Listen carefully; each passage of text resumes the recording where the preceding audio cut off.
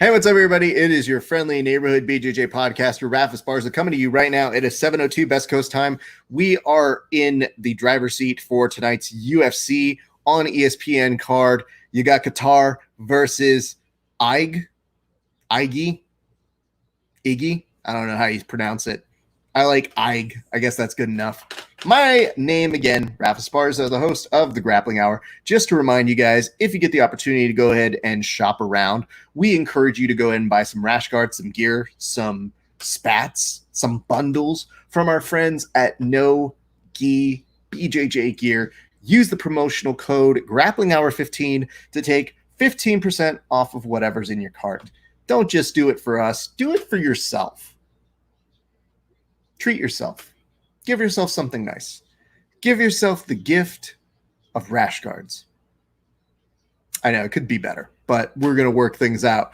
We got Bisping, we've got Felder, and we've got Anik all socially distanced away from each other in suits, yelling at each other and oddly looking at each other and not the TV, which I guess makes them worse than us over here.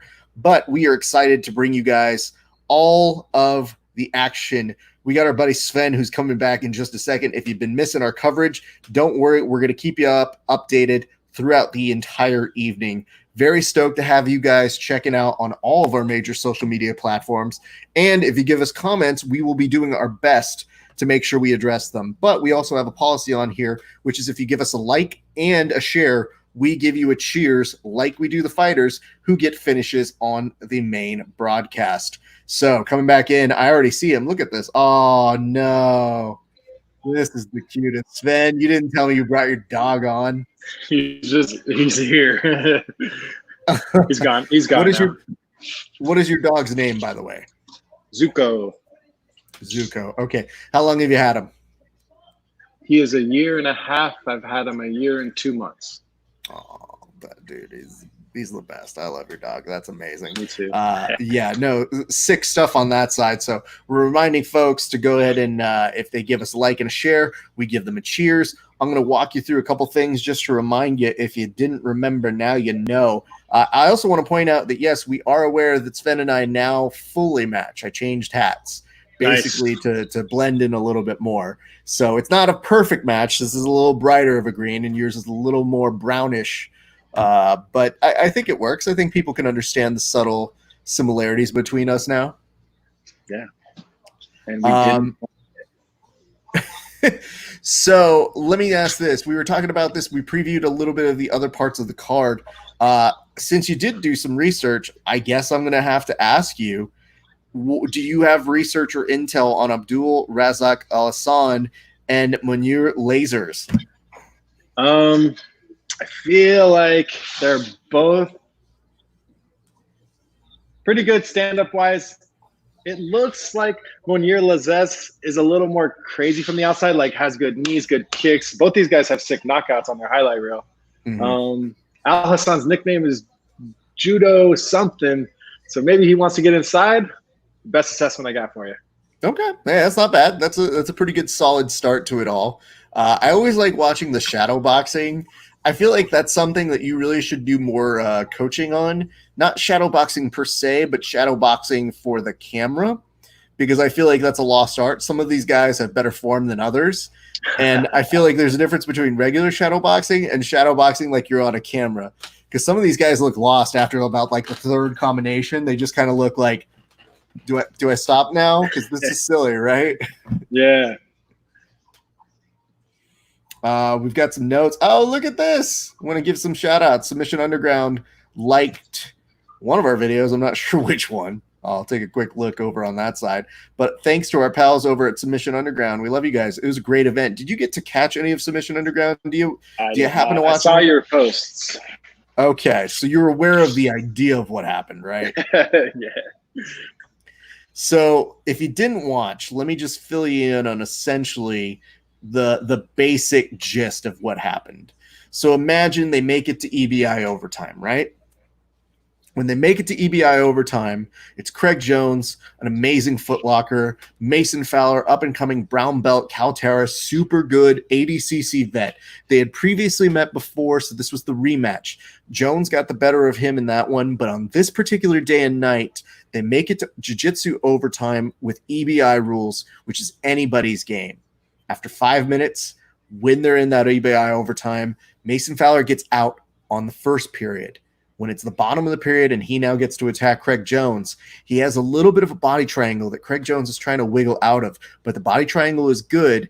And in the process of it, he makes a little bit of a because when somebody's squeezing you and has the good leg positioning, so he makes one squeeze, they don't call it. But Mason looks up at the ref and goes, "Is that a verbal tap?" And the ref goes, "Not it." He does it again, but it's in between transition of he's moving the chin and this grip across. So Craig's neck is fully turned, so it doesn't look like a good situation. And at that point, when he makes the second noise, they call it right then and there in favor of Mason Fowler. Now, here's where things get icky for us. Mason is coming back on our show because he played a game of betting against Kevin. So he's coming back on a show that's called Verbal Tap, and both of them have been guests and are friends of the show. So we got a whole bunch of people looking up Verbal Tap and Craig Jones and Mason Fowler and finding our show as a result of it. So we're not complaining about that. But in terms of wanting a complete finish, you didn't get one. So that's the story behind that. It's rough. I'm going to go ahead and say a couple things real quick to some of our folks. Now, I see some of you guys gave the likes, but I don't see the shares, so I can't do a full cheers until you do both. But I will say thank you and appreciates to our good friends over on the comment sections. Of course, Megan, of course, Kevin, and of course, Engel, depending on your way of your liking that. Todd Atkins has some comments for him. So Kevin Bradley also wants to give you a compliment here, Sven, and he says that's a phenomenal dog name. Oh, nice. My wife named him off of Greece. That's sick. So here are the comments as pertains to the fights. This is from Todd Atkins, and we'll fit this in before they get to the main card back on the fights. But it says, Lasers was a boxing champion in Tanzania. He lives in Dubai and will be used to heat and not having to make a long fight. Could be big for him. All of Hassan's wins are by KO or stoppage. Todd, why don't we have you on this show? Like, now that I'm reading you have all this analysis, I'm like, oh shit, you're really good. I don't even have. I will book him. But if he gives us a like and a share, then we'll actually give him a cheers on the show. But if not, then, he can go F himself. Bruce Buffer is in the Octagon giving the introductions, looking very nice in his white tux. I can't figure out how many tuxes this man has to bring to Fight Island, though. Part of me wonders not only how many tuxes does he have to bring, but if you see Bruce Buffer without a really, really unique tux, do you just tell him to go home? Do you tell him, like, bro, I can't see it like this. Class yourself up, please. Have some dignity about you. Kevin Bradley, just like Grappling Hours video, preach. So anyway, as we remind you guys, give us a like and a share. We cheers you just like we do the fight finishes for the fighters in between the rounds. I do see a share here, so I'm going to figure out who just gave that share. It's a privacy setting, so I can't see who it is. Tell me in the comment section who it is, and we will take care of that right away. That's a hard thing. Tacking these, you got these all numbered up. We're going to be taking like 9 cheers. I mean, the funny part about it is like we get people who share the first broadcast and then sometimes don't forget, or they forget to share the second one. And listen, if Facebook kept all 4 hours plus of our broadcast, we wouldn't have to make 2 different shows. But this is what it is. We have to get around it. So it's not my rule. It's their dumb rule. Let me ask this. Okay, so before they go, who do you have, Abdul or Monier? Man, that's tough. All right, I'm going to say Monier is going to keep it on the outside, and he's a little crispier with his striking. Okay, so that's you got Abdul in this one. No, sorry, Monier Lazez. You got Monier Lazez. Okay, so The underdog, right? I believe so. However, he's looking pretty good on some of these strikes, though. I'm already liking the way he's coming out right now.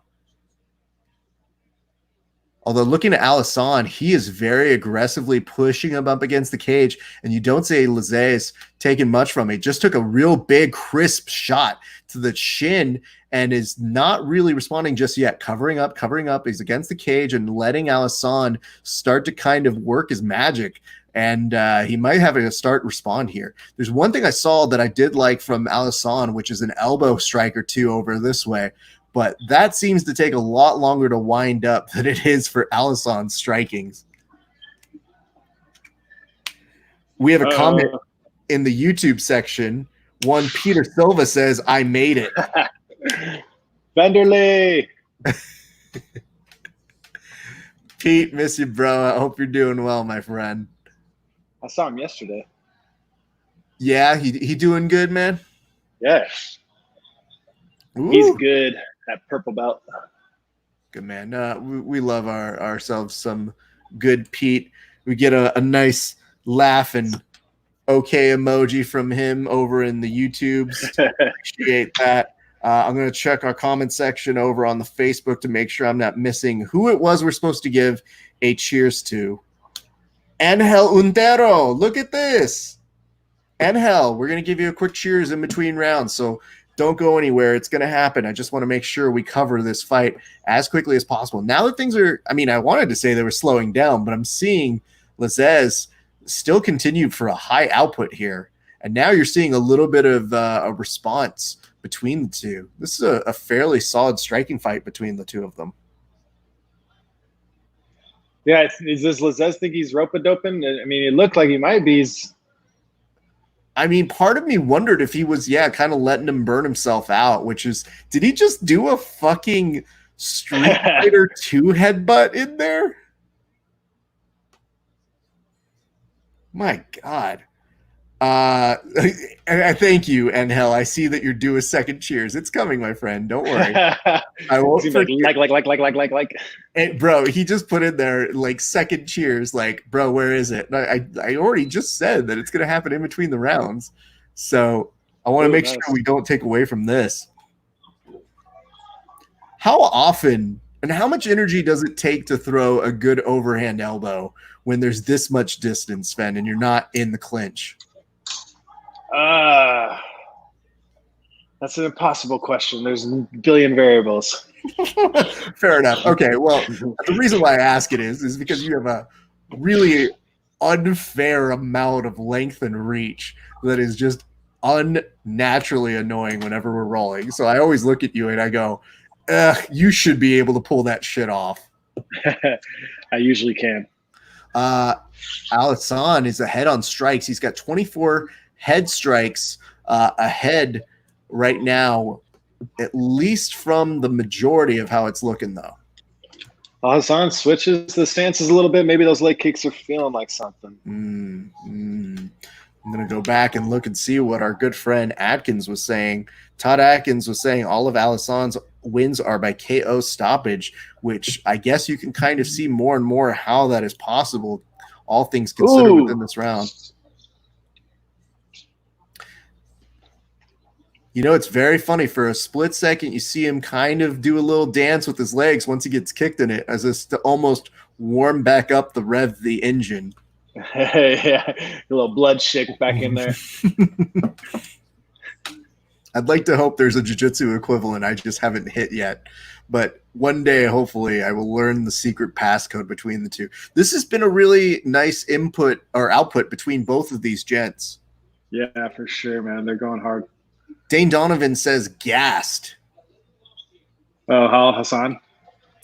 I don't know, man. Dane, we have different varying degrees of gassed. Ooh. I mean, if you want to see gassed, watch me after wrestling class. That's usually a pretty good way of saying gas, my friend. And then some of the guys are like, you want to go rounds? And we're like, I'll see you later. Well, no, you do that.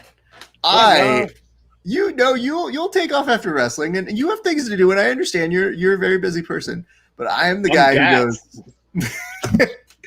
Please, you don't get to ever say you're gassed to someone like me. I would tell you this. My way of getting to eat and justify my weekend is by doing those extra rounds that I hate, but I force myself to do after wrestling, because I say, I don't do other things. Like I don't run, I don't lift. But to me, my magic trick has always been, well, if someone's trying to murder me, that's a problem I just have to address. So I don't think about it as working out. I think about it as solving puzzles and making sure I don't die. Yes, love it. So that's my secret trick. All right. Hey, and one thing. What's up? Oh, are we doing cheers? All right, let's do that. And then don't let me forget about Lazez. Okay.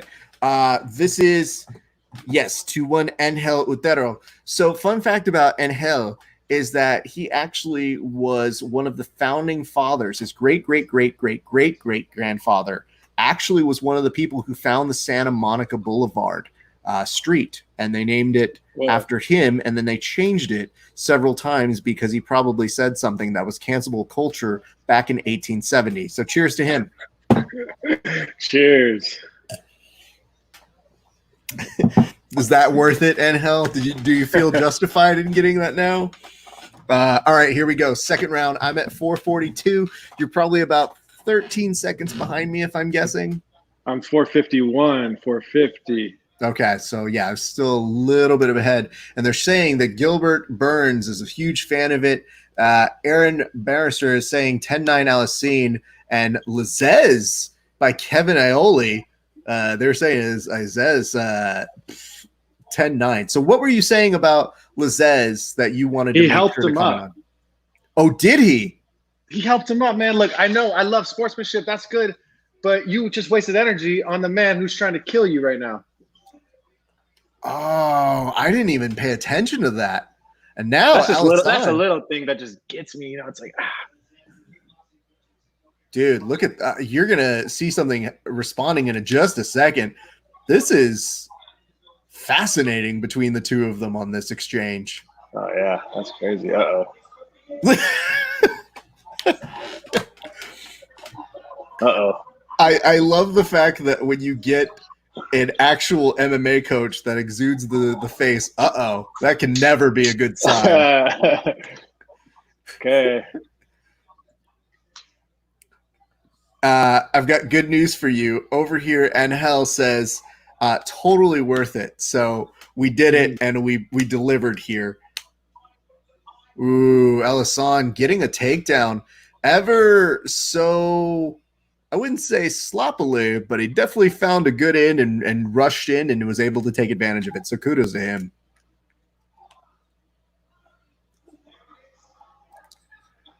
Let's see, right here, 255 on my clock.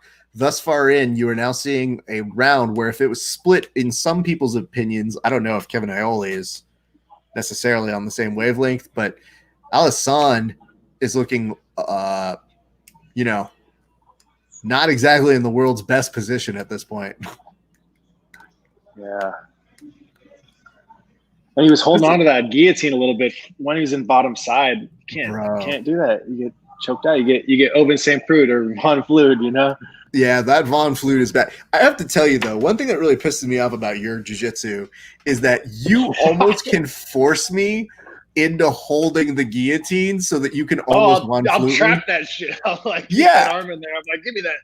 But I get so mad at you because I'm like, you shouldn't be able to move me into doing this. I didn't choose to do this anymore. Is he standing him up? Let's see. Oh, man, he set him up. Yeah, this is definitely a just bleed referee. Dude, you have top side control. That is a dominant position. And more importantly, if you stood me up from that, I'd be so pissed. And more importantly, it wasn't even like it was that long in side control. Like we were only there for a few seconds, all things considered. Yeah, man, that sucks. Let me go ahead and make sure. Gabe, I see you in here. Did you share it yet? Like and shares, get cheers. Gabe? And I know who the other one was. Not Gabe, not our Gabe. There's a different gentleman who I would like that you'd be like, Gabe. Sorry, Gabe. Gabe C. Very nice, good training, athletic Gabe. No, unfortunately not that guy. Though I have invited him to come on one in the past. And unfortunately, it ended up being a weekend where I think there was protests happening everywhere. And he just messaged me and he was like, it was right at the beginning of the whole everybody going out and protest thing. And he looked at me and he just goes, dude, this is a bad weekend. I'm so sorry, man. I was like, you don't have to apologize, man. You're missing out on the fun, not me. And he's holding his guillotine a long time, man. It's going to be pretty tiring for something that's not going to get him a choke. I mean, I like that Pete Silva says Gabe doesn't have a monopoly on the name yet. I mean, not to my knowledge. But if he did, we'd have to respect it on this show. Yeah, still, are they? Yep, standing him up once more again. This is fascinating. This referee has no patience for any ground game, dude. Dang. Oh, this is really the type of shit that makes you angry. It's just, I'm nice, right? Yeah. But just not with the hugs and like wait till after round 3, man, or round 5. I've never heard you ask for any kind of clarification to be like, hey, I'm going to say something shitty, but I'm an okay guy, right? That's the best. Yeah, no, in case you guys don't know, Sven couldn't be nicer. Like, legitimately one of the nicest human beings that I know in all of MMA and jiu-jitsu. So the reason why I'm laughing profusely at this is to hear someone have that side where they kind of go, yeah, dude, it's a fight, is both valid, but also kind of like, oh, look at that, dude. I like the little science that you put toward that, which is you just use most of your energy to help that guy out. Fuck that guy now. Yeah, man. It's if you're going in there to win a fight, I mean, that's your mission. I got a note here that says, my friend Ryan Bao was teaching MMA at Team Nogueira, Dubai a few years ago. So I saw footage of Monier Lazez in some of his earlier fights. Well, that would definitely explain your very, very apt knowledge on this. So kudos to you, man. I mean, this is still a really fascinating look at how the two is going. Again, so far so good. I mean, this has been a fairly entertaining fight, all things considered, though. Yeah, man, for sure. I think you're going to enjoy the still shot I'm going to end up putting on Instagram to tell people we're doing this. But good Lord right now, man. Right now, 41-34 in terms of head. The difference is the body is definitely Lazez on ahead by a 27-1 margin. Good knee by Lazez on that one, though. Oh, Pete's trying to sell you out, though, man. Pete literally just messaged and said, no, he's not nice. Shit. I mean, Peter's coming tomorrow. I will see you. I was about to say, that does not sound like something you want to say to somebody who you fight with on a regular basis. Me and Peter have been fighting each other for like 8 years or something now. Oh my God. That's so funny how quickly the time passes. Like, you know, I've known you guys for a few years, and that's still a fairly significant amount of time, but I came into y'all's party late. So like you guys have known each other for many of you guys in the Van Nuys team have known each other for almost close to a decade. So that's why it's always interesting to get your guys' perspective on all of this sort of stuff. So the question was originally asked by Dane Donovan, I guess, in terms of gassed. So we were asking, what are things going to look like in a third round for this particular fight? And the answer is, you know, a little slower, but at least they're trying to get that takedown. Yeah. And Son still got fighting him, it looks like. Absolutely, man. I mean, here's the good news. I really hope from this position they try to stand them up again. Like, even though he's getting pressed up against the cage, he goes, no, that's enough of that. Go back to the center. They touch. Get away. Oh, again with this grip on the guillotine every single time. Like, you're killing me, Smalls. If you had a better guard here, I'd say 1,000,000%, but you're not even trying to make the motion to swing your legs back on the inside. So yeah, this dude knew of Von Flute, we'd be having a way different conversation here. But I always think how much that just burns out those arms. Yeah, man, and he has the arm in too. So like, if you're outside that leg, 0% chance. Okay, if you're outside the leg, you might be able to get that high elbow or that Marcelo team, but still, I mean, a guillotine when you're inside is so low probability, right?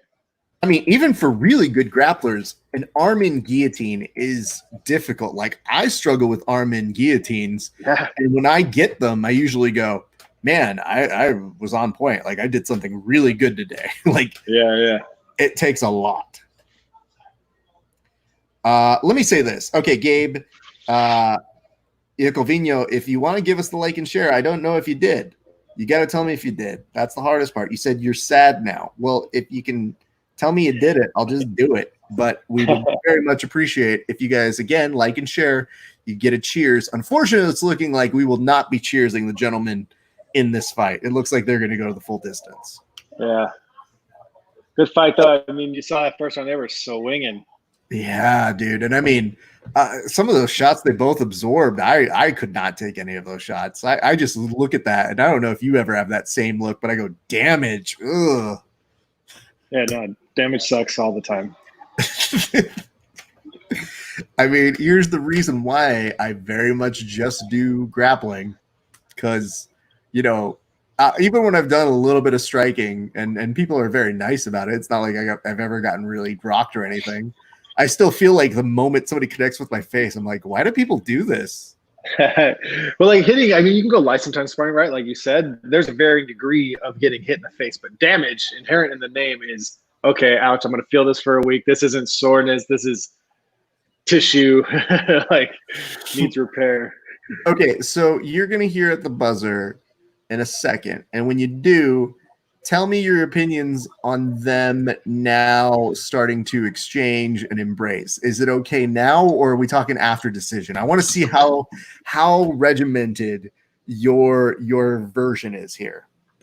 All right. So, of course, the greatest show of power is control. So cognitive control is really important. If you can just shut off and turn on that beast, then that's a beautiful thing. I'm sure you got great control. But for me, like, well, okay, once round 3 ends, I personally still might need a second or two. Like the way Lazez slapped Al Hassan in the head and say, good job, I still might be like in fight mode. Yeah, no shit. I get that. So again, I want to be clear to everybody watching. There's two very different Svens, because the Sven I train with he was mentioning earlier, he's like, Raph, we go like what, 40, 80%? And I'm like, yeah, and even that's kind of a bitch. I don't know what to do with you at 100%, because I don't really have a long 100% tank. And even when we go in those 80% regions, I'm usually like sucking wind, like, why are we doing it? Slow down. Go slower, Sven. No fun. So I don't know what your Hulk version is like. Well, it speaks to that idea where he said gassed. And that is for sure true when you're going past your ability to maintain endurance or a certain threshold. So although it may look powerful, we don't know what his 100% is. So he maybe started at 70%, and that to me looks like 100%. So that's not gassing him. That's something that he can endure over a longer period of time, right? Absolutely. All right. We're at effort.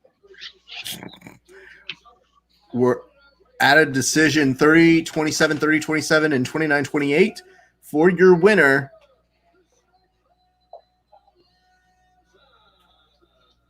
And your winner is going to be Lazez.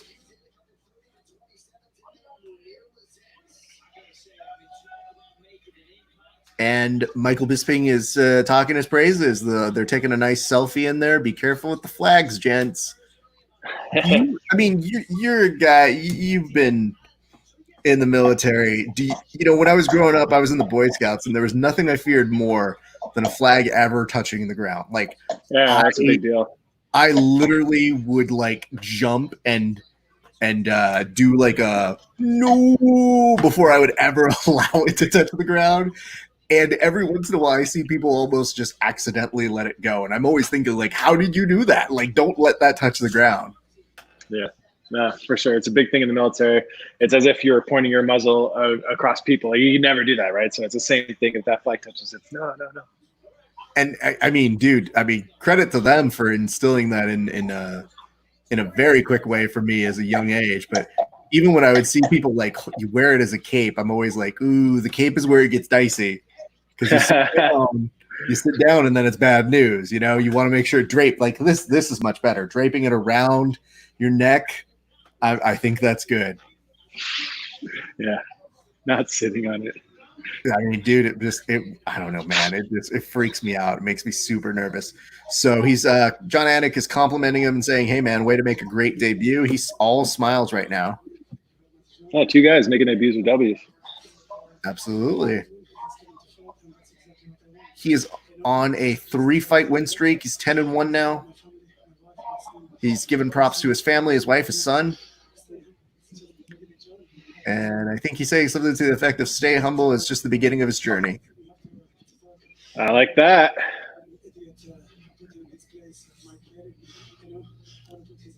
Oh, no. He's calling out Mike Perry. Oh, this is a terrible choice for everybody involved. He says he wants to put his head back on straight, essentially. So John Anik is basically telling him, like, all right, let's talk about your fight finish. One UFC fight.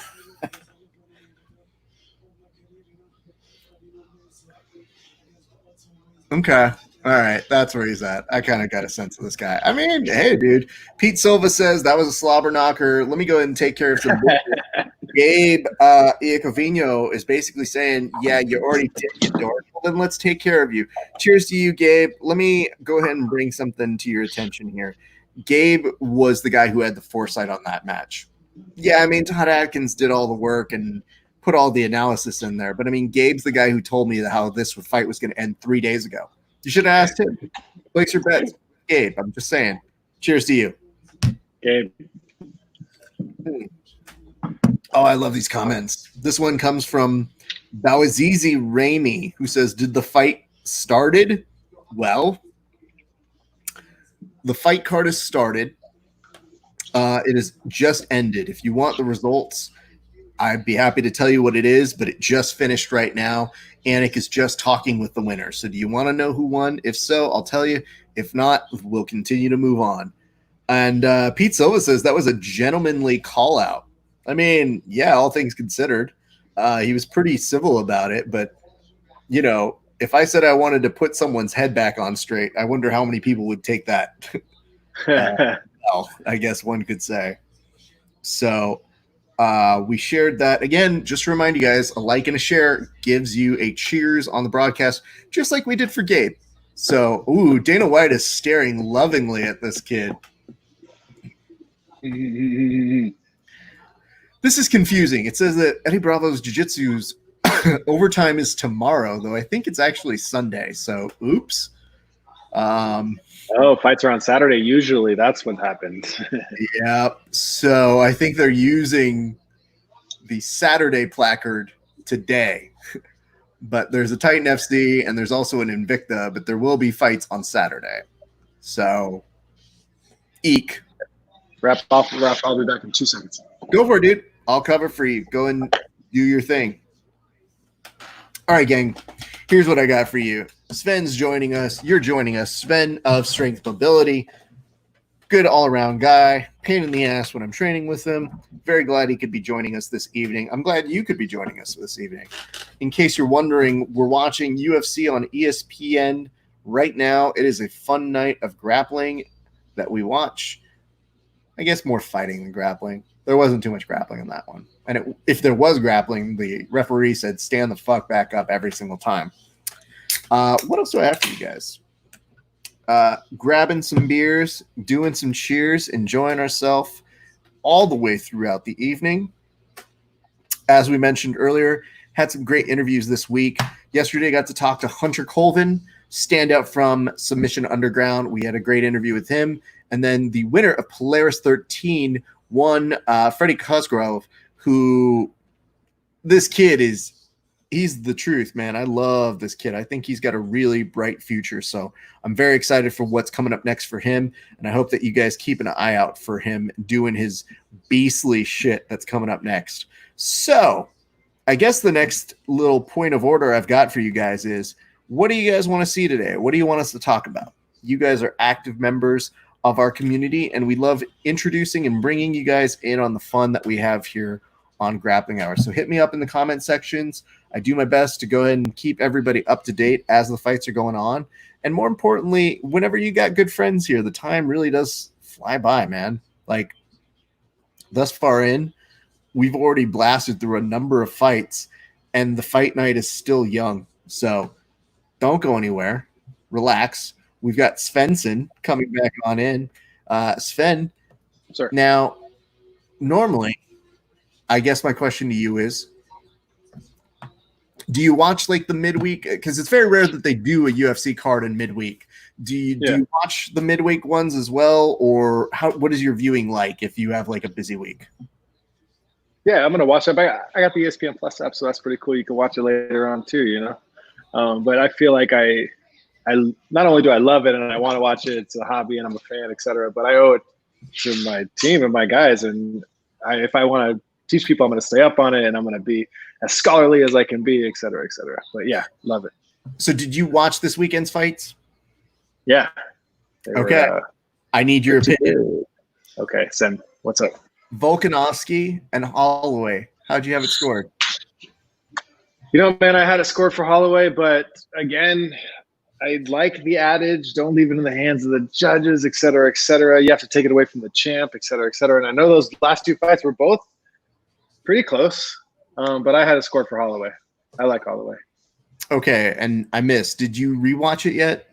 No. Should I? Okay. No. I'm not. I always put it like this. I feel like the first time I ever watch something, I usually have a little bit more distance than I would say most fans. So I can usually watch it pretty objectively, if I'm being honest. And even sometimes when I call a fight, I can look at it and say, oh, I think this, but I think the judges will go this, or I could see how they could do this. That fight, initially, I had it for Holloway. And I've been meaning to rewatch it because we had people who were yelling at us and saying, like, and not too many. Most people seem to be pretty okay with it. I just felt like it's one that I'm willing to entertain a conversation about. But I always like to be a little differential to striking coaches or people who might see a fight game or fighters, because their perspective is important. But I saw a number of fighters being like, yo, Holloway was robbed. Really? Okay. Yeah, man, that was my initial instinct, but I think you're right, dude. It's always better to get a second or a third look. I'm really going to be a judge. Again, I'm not looking at it like a judge. I mean, honestly, dude, it's so funny because I wanted to rewatch it before we did our podcast on the coverage for UFC 251, and I just didn't have time. There's like literally a billion grappling events and UFC Fight Island this weekend, and even as I'm like doing dishes around the house and I put on stuff to watch, I usually try to put on fights and rewatch things. I just didn't have the time.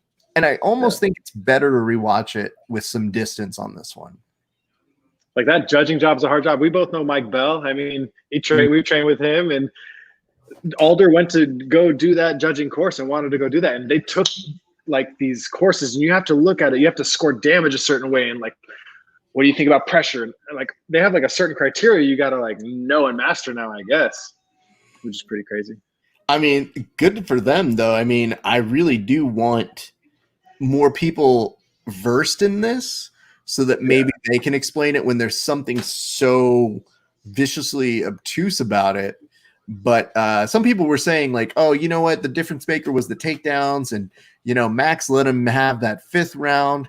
The hard part for me is I looked at those takedowns and they didn't seem all that significant compared to the striking, in my opinion. Right. Yeah. How much do they score it? Like, yeah. If you get a takedown for a couple seconds, sure, but what are you doing with that takedown? And I mean, the butt touches, is that as good as if someone mounts Yeah, and I think it's just a different beast. I think it's a different. It's not all things are equal. So that's kind of why we've been posing the question there. I would also ask you, what did you think of that main event? Because I know we had talked a little bit about our hopes and dreams for Jorge, but that was a tough one to watch. Yeah, he did look a little tired after that first round. Usman is sick at his game. There's only so many times you can switch and throw that right and try to get the quick, I love Masvidal too. I wanted him to win that. I was like, he's gonna get him. The puncher's chance is always there, But Usman is so sick, he just knew when, like, okay, if he got touched a little too much, he's gonna boom, level change right into those hips. And why go for the takedown and allow him to get another second chance of a scramble when his pressure under the cage is so good? He's not letting him breathe. He's just in there, And toe stomps, you can say what you want about him, effective or not effective, but I'm sure the judge is like, if someone stomped on my toe, that shit would hurt. Yeah, bro. I mean, in that first round, I said, listen, Usman was not only doing a good job of negating a lot of Jorge's game, but he took a few shots. And then not only did he take a few shots, but he basically absorbed a strategy and took the life out of Jorge. And you started to see him not only time out Jorge's like jumping version of a Superman punch, like he would lunge forward multiple times. And after the third time, he goes, yeah, bro, I got you. I see that. That's coming. Yeah. And he would sidestep it. And I just kept being like, I'm sure they looked at it, right? I think they did. But for me, switch right hook. Mm-hmm.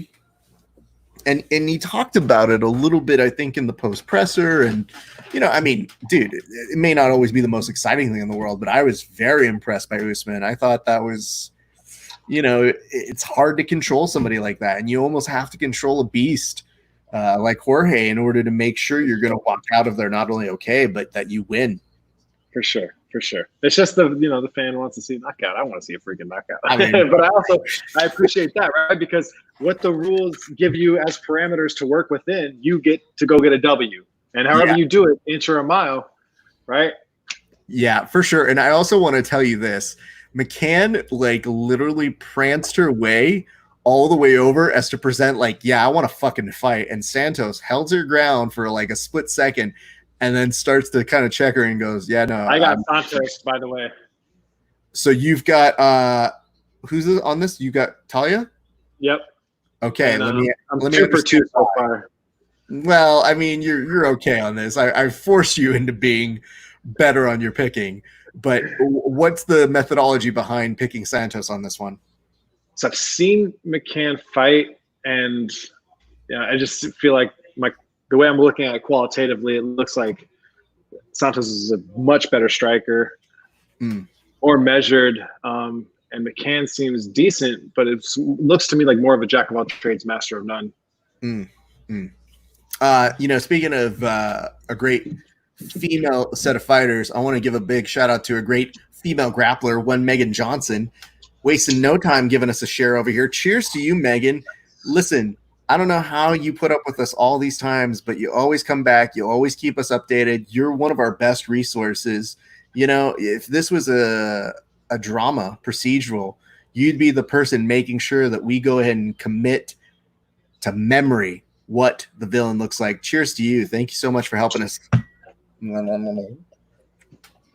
All right, time to restock on the beer on my side. So fortunately, I bring myself an extra beer to be ready, so I'm all set. This is how you know you are prepared on these shows, my friend. So far, so good on the fight, though. I think you're a little accurate on McCann. It's not to say that we're going to counter out entirely, but I think that so far Santos is already looking very, very calm, whereas McCann's a little more erratic in her striking. You feel like she wants to like clinch or something, right? Make it a little dirtier, make it a little like Darren Elkins-ish. and you know what, dude? That's a fucking hard thing to be able to pull off. Like, wish I could, but I'm not that guy. Like in that game, there is an inherent amount of damage that you have to be okay with being prepared to take. to instill your will, I guess, or whatever. And I mean, the one thing I would maybe give myself some credit for is I'm fairly durable, but like I don't like that as a bullet point for the UFC. You know, when they used to do those tail of the tape bullet points, like I always felt I'd have really shitty bullet points that would be like durable, reads at a 4th grade level, genuinely nice. Like that, those would be my fight features. Badass defense. Hey, bro, no, don't. You know what the worst part is? Is like, I love when people who know me come on this show and basically verify, like, nah, Raf's got he's got decent defense. Because I'm always like, I don't pay any of these people to say that. I promise you guys.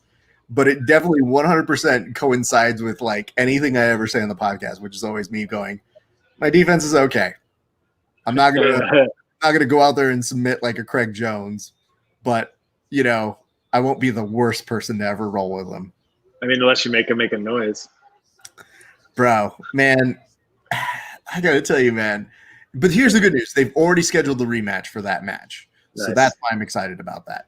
120 left to go over here. And now we're starting to see Santos impose her will. And, you know, to her credit, McCann's doing a lot of really evasive maneuvers here to get back up to her feet. But for a split second, you saw that Santos was basically putting her in a bad spot. And credit to McCann, she was able to get back up and start to push against the cage. Now she's taken a couple knees for the efforts. And that's no bueno to me. Talk about when you all the damage you want to take. I do not like getting kneed in the stomach. Oh, man. So at what point do you make the transition when you're doing the whole like jiu-jitsu and you kind of want to fight? Like you mentioned having a certain threshold for being able to take punches and whatnot. When did you realize that you had it, and when did you realize like, oh yeah, no, I'm okay with this? Well, that threshold was established long, like kid. I was a kid. But I guess I just always, I don't know, maybe I romanticized the karate movies when I was a kid or something. And then I started karate at 10 and kickboxing at 13, all that whole stuff, you know, and just competing was fun. And I don't know, I played other sports, but it just didn't come as like nicely or whatever, you know, it didn't make as much sense to my brain piece. That makes sense. Cause I played other sports and I wasn't necessarily good at any one of them. I played them. I was around a lot. But I wouldn't call myself a master of anyone. But if I had done jiu-jitsu and grappling when I was younger, formally, I don't know. I don't know what that would have been like. I think I would have developed a certain kind of a game that I think might have been entirely different. Like I always think about that. I'm like, no, I came in at 29 years old trying to do jiu-jitsu, and I have a game that's reflective of a guy who showed up at 29. But I think about it and I go, but if I had shown up when I was like 18, I think things would be a lot different in how I play. Yeah, maybe more in like an athletic or a quick game or a crazy game instead of like as much intelligence as you use now. Maybe I'm going to caution the word intelligence, but yeah, I would say I probably wouldn't try to be as crafty as I would, you know. Working with the risk versus reward, we err on the side of risk at 18, right? I mean, listen, dude, I was a giant goofball and I was way more, I wouldn't say like super athletic, but athletic enough where I would probably be like, I can't pass this guard, but I'm just going to run around, you know, like, let's see what happens. But now I'm usually just like, ugh, this dummy's not going to let me pass this guard. So let's just fucking do some dumb shit until he does. You know, so there's that. We're now in the second round of McCann versus Santos. You're watching us here at the Grappling Hour. Myself, Sven from Strength Mobility. There's some great exchanges that are going on right now. All things considered, though, I know that you were saying that you got Santos in this, but I am seeing some signs of life that are encouraging from McCann in between the rounds. I'm sure she's not discouraged because I think in a lot of her fights, she's in a battle. So maybe she's used to that kind of like, it's fine. You know, we're going to exchange some anyway. Right now, McCann's actually ahead in terms of head body combinations, her head strikes are ahead. And I have to Really? yeah, it just said so on that little statistic that was there. I'm wondering if it's 100% crazy accurate, but I'll double check that in a moment. Dane, I just read this right now. You got the call for Sugg, but the injury that you got for your guy will keep him out. You said you'll do it in the future. I certainly hope so. Tom is good people. Dane Donovan is manager and good friend of Tom Galicchio. Do you know Tom Galicchio, my friend? I don't know. I don't think so. Galicchio was originally on like the Ultimate Fighter. He's actually pretty local out this way. He's competed out here in Ventura, but he's got most of his training out in Temecula with Team Quest. But he's good people. I got the opportunity to interview him, and he was a very nice guy. Nice. So kudos to him. He's also famous for doing. We joked, ooh, not a time you want to slip right then and there, but she recovers nicely. Tom Galicchio, very famously, and I guess this is different for fighters, but very famously at a Fuji tournament where a lot of the guys like Frosto and all of our crew from 10P were competing at the very end of the day. It's the first time I've ever seen a fighter decide to go without a rash guard, and his opponent looks at him like, okay, I don't want to do that. But the crowd, because it's the end of the day, starts goading the poor opponent to be like, go without your rash guard. And this guy's like, I don't want it. And the poor dude just finally caves in and is just like, oh, Jesus, fine. Takes off his shirt, but looks so begrudgingly at the audience like they forced him to do it. And worst case scenario, then actually loses to Tom, even though he did it. So we laughed so hard at it. And when I finally got the opportunity to interview Tom, which, by the way, I'm going to interrupt for a split second over here. She is setting up a nice little choke here, and I want you to walk me through what you see on your side over on it. Oh, what the heck? Another Darce? She's looking to get that elbow grab. Okay. Now she's got to work on getting tight first. Don't go right for the squeeze. Get it a little tighter. Get as deep as you can. And then you can start that shrug sprawl. Mm-hmm. Now, here's the good news. She loses it, but she immediately returns back to putting her head as mega pressure to go ahead and make life uncomfortable for McCann. Now, if you're talking about trying to create some kind of momentum shift, beautiful reverse over here to continue. Now she goes straight over to mount. Like, here's a really textbook way of making sure that you don't lose control, even if you don't contain the position continuously. So I love that cross grab. Mm-hmm. That behind the back cross forearm grip, that thing is so money in so many places.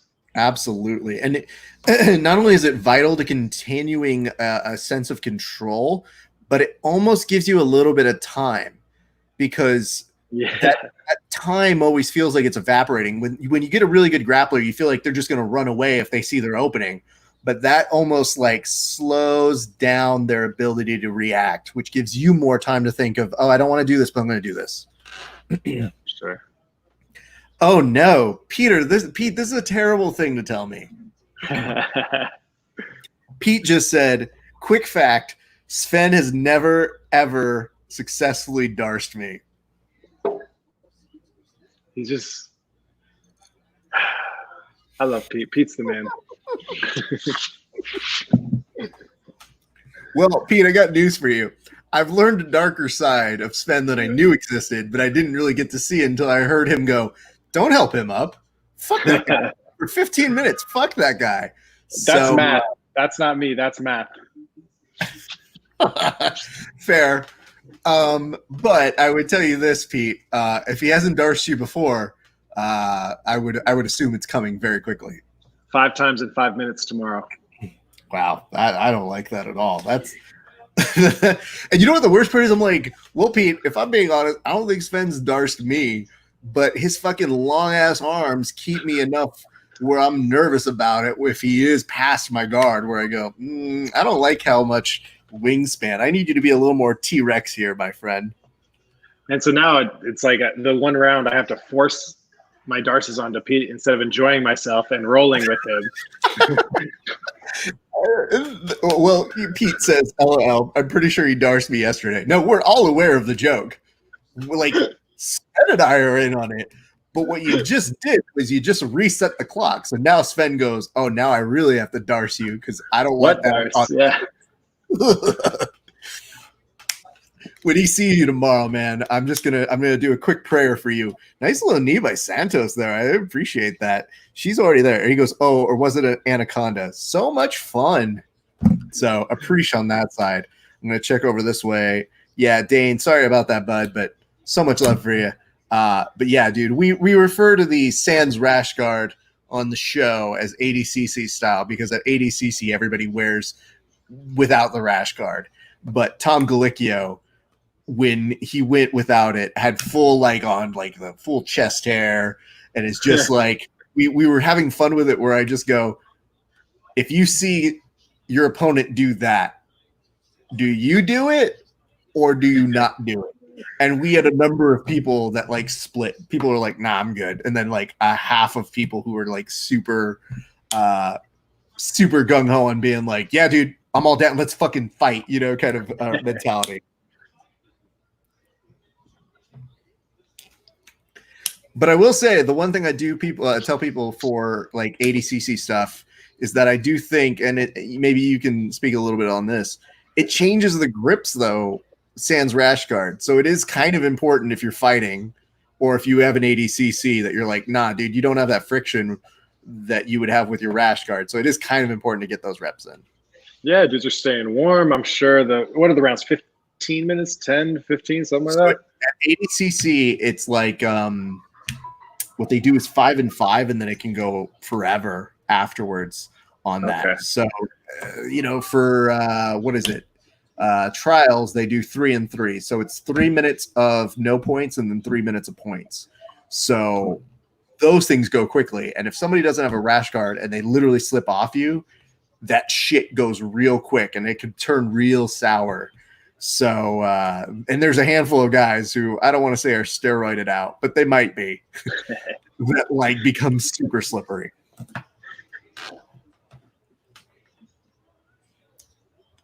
As long as Santos doesn't do anything to lose the lead, looks like she's going to win this thing. I mean, so far so good. I don't love the way that McCann was starting to try and Granby and try to re-guard here because part of me was thinking like, yo, I hope she doesn't do what I like to do, which is that a knee bar? I guess I'll try that. And I definitely know that look, but the difference is I don't mind doing it with my pals because it's all in good fun. I don't have somebody punching me because I would change strategy very quickly. For sure, right? What's up, Don Stoner? Good to see you over in the section. We got so many friends coming in and out. I'm just double checking to make sure we're not ignoring anybody. Again, just to remind you guys, if you give us a like and a share, we give you a cheers on the air. And again, it looks like we may not be cheersing anybody on this fight. So just as a heads up on that side. However, I mean, all things considered, you mentioned it's Santos's fight to lose, but it's not a bad fight. I like this one. It's good. A lot of action. Santos is trying to do damage and finish, it looks like. And again, after this one, we've got Jimmy Rivera and Cody Stamen. And his story has been super crazy. So it'll be very interesting to see how things progress. And Santos looks like a parent trying to rein in a child over at a birthday party when they don't want to go home. So this is intense. However, we are in a back take here, Sven. So when you get to see this, I do appreciate she is trying to get a finish here with, on my clock, 45 seconds left to go.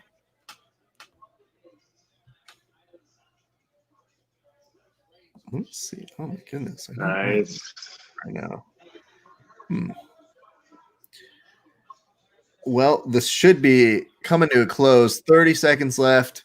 You said that you had Santos on this one. It's looking pretty good. You might be able to pull off a 3-for-3 right now, sir. I'm getting excited. I don't know that you're going to be as impressive as Milton's 12 for 12 run that he had this weekend. Oh, really? Nice. I think in some respect he might have put up one that was a 13 for 13, but he had a $10 parlay for 12 picks that he was able to win $1,200 with. What? Yeah. Elijah McMahon says, is Molly winning? And the answer is unfortunately no, she is not. So they're about to do the official decision right now, and it looks like Santos is going to get the win. Yeah. McMahon looks like she doesn't even know what just happened. Like, how did that just happen? How did I get into that? Yeah, she's definitely got that look that they have in a Scorsese film where the record scratches and they go, you might be asking yourself how I got here. So, it's rough, man. So my apologies if you were hoping for a different outcome. But like we were saying, still a good fight. Yeah, that was rough. Survival. Man, I mean, listen, bro, it's easier said than done, but still just you get to that point where you kind of recognize your fate, maybe at about 7:30 in the fight where you go, it's going to be another 7:30. Okay. She's just good at what she does, Yeah. Next Saturday is what they're previewing with Whitaker versus Till. Nice. Who do you have in that? Do you have any particular favorite in that one? So initially, I just want to go Whitaker, but I know Punch's chance. I know Till's strong, and I'm not super crazy about resurgence at 185. It's way different. So I'm just going to go Whitaker. I'm into that, dude. I can't not go for Whitaker. Unanimous decision, no issues there. Sarah's face looks a little marked up, though. Or I'm sorry, yeah. Tyler Santos, good for her. Let's see what she says in a moment, but we'll take a moment to go ahead and give her the ability to walk on over. No cheers on that one, unfortunately, but there could be a cheers for you guys. If you give us a like and a share, you know how the thing works. We make sure to cheers you guys when certain fighters don't give us something to cheers because there's not a fight finish, but that's okay. We love and respect them. It's just we have rules on this show. So we try to follow them as best we can. What if there's a verbal tap in the UFC that we're watching? Is it finish the drink thing? Yeah, I got to tell you, man, my ability to shotgun a beer was never super strong. So I especially don't know what that looks like with craft IPAs. So and then everyone hashtags verbal tap, Dana White, all of them. Well, the worst part that we used to get is we used to get people like sometimes the UFC. Actually, we had Bruce Buffer on the podcast, and we gave him shit because we said, how come you guys say verbal submission? It is clearly a verbal tap, and you guys are just doing it to fuck with us. And, he was like, well, it's just what I get.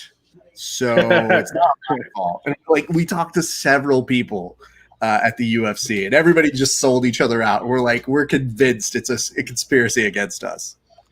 There's one guy in the back who's like, well, okay, technically he's not tapping anything. And you're just like, Have you ever heard? There's a translation on this one. Okay.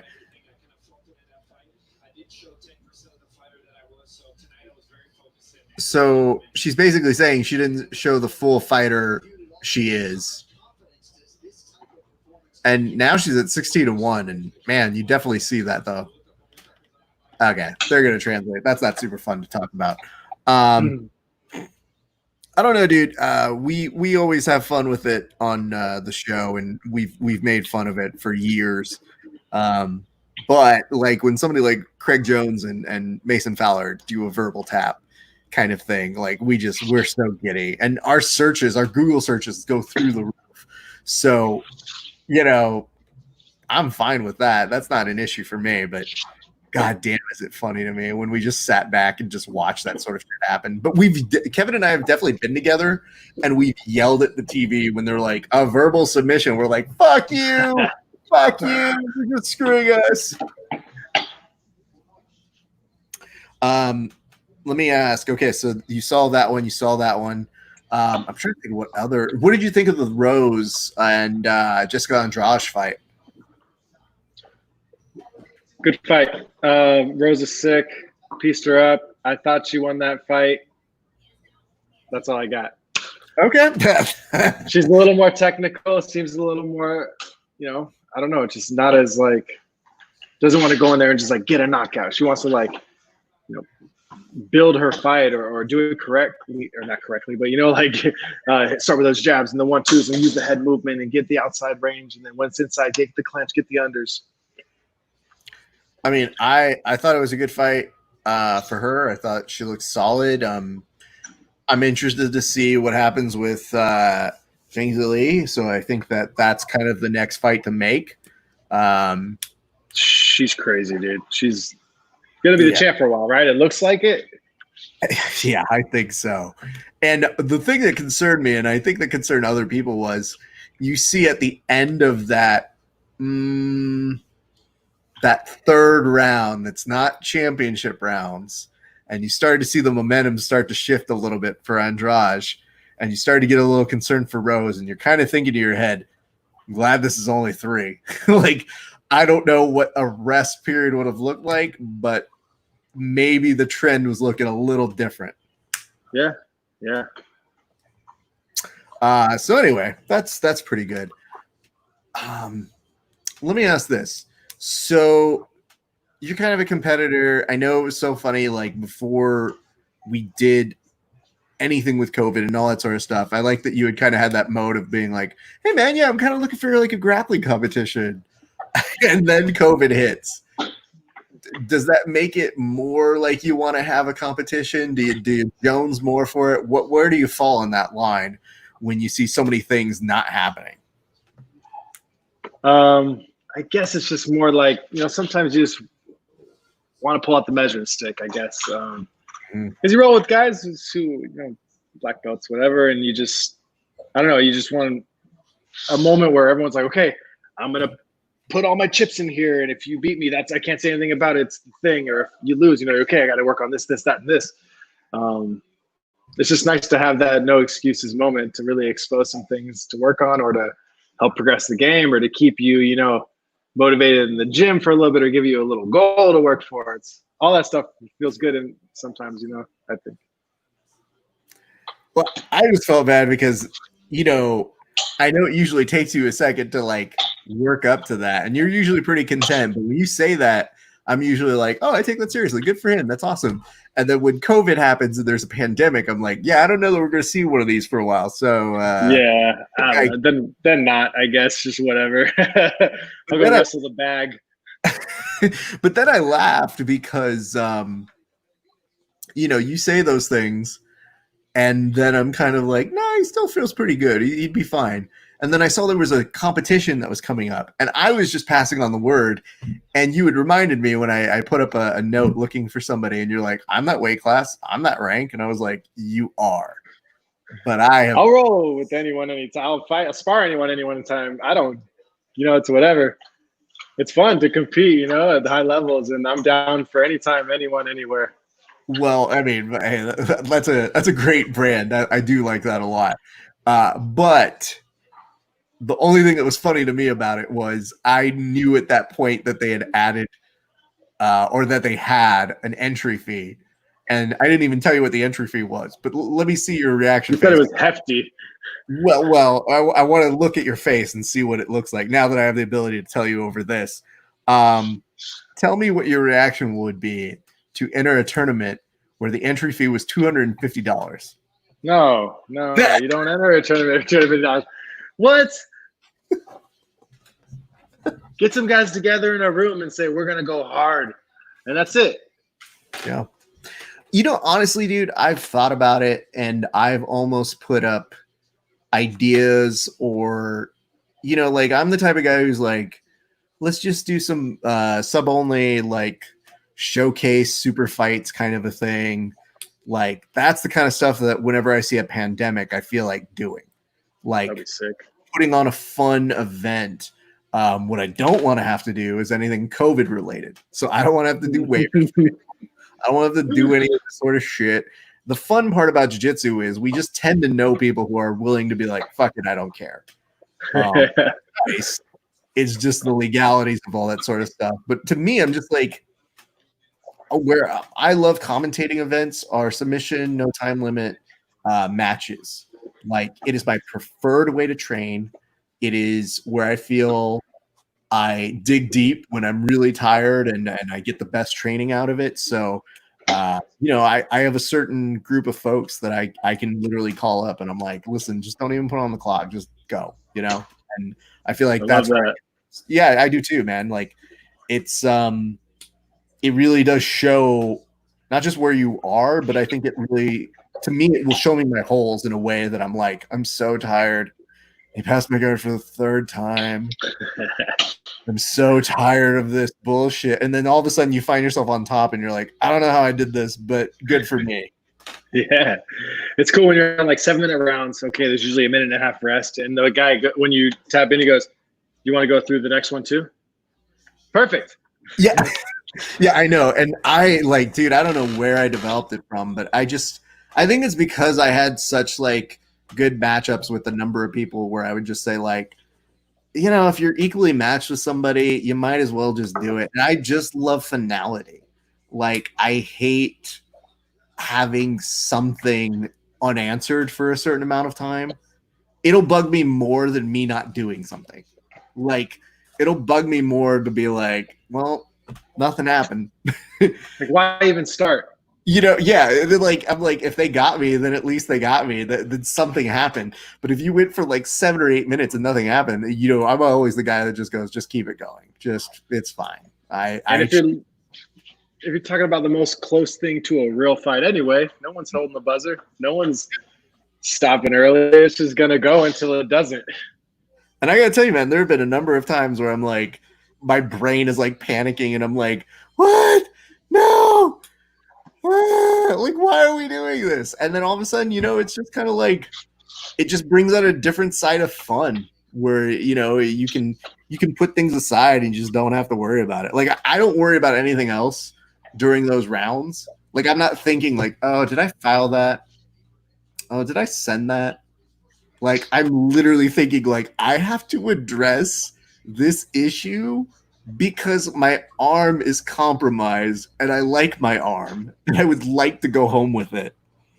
That's why, sometimes feels so good coming out of there. You just get that moment of focus and attention and then you're fatigued. And yeah, that's the best. Yeah. And I mean, that's why it's very funny because the last time before the COVID had really been a thing, the last session was just me and you going. And normally me and you go to a stalemate always. And it's just so like, I would compliment you and just be like, dude, you did this or you did that. And you'd be like, oh man, you did this and you did that. But like, I want to say one of those rounds, you were just, you caught me and I was just like, cool. This has an answer. Like, there was just me and you and there was just no time to it. And I was like, I enjoy this better than nothing. Like, at least if something's happening, I can learn from it and I could kind of do something with it. Yeah. The only thing that pissed me off is that I get submitted, but then there's a break from COVID, and I'm like, now I have to sit here and wait until I can fucking roll with him again. And now all I have to do is just sit and think about, like, how the fuck did he do it? And I have to wait. I planned that. You know what though? That honestly, I have so much respect for that as a gamesman because I'd be like, oh, I hate it, but I also respect it because I would do the same. So yeah, I thought that you would enjoy that aspect of that because it's just funny, dude. Like these are where you get your best rounds, in my opinion. Yeah. Well, sooner than later, we'll have to set up one of those rounds because here's the nice part about Sven. I don't know if the people who are watching this really ever know, but like when Sven goes harder, it is a difficult day at the office. So I definitely appreciate. That's the best compliment ever. You know what I mean? Like, it's a very weird thing. And like, it's so funny because I feel like you and I do similar things in this respect, which is both of us go at about maybe 30-40%. And then you have a thing where sometimes you jump to 80 And then I do a thing where I sometimes jump to 80. And I don't feel like that's offensive. I don't feel like that's bad. I just kind of go like, oh, here's where we're going. Okay. And it just keeps me on my toes because after we do it, then we almost ease back down the throttle. So it's always like 80, 80, 10? Where are we now? Sometimes I'll feel you grab my arm in a way where I'm like, okay, there's like 3 moves before I get submitted. Now I have to go to 80. I know. And you know what? I don't know that I've expressed this out to you.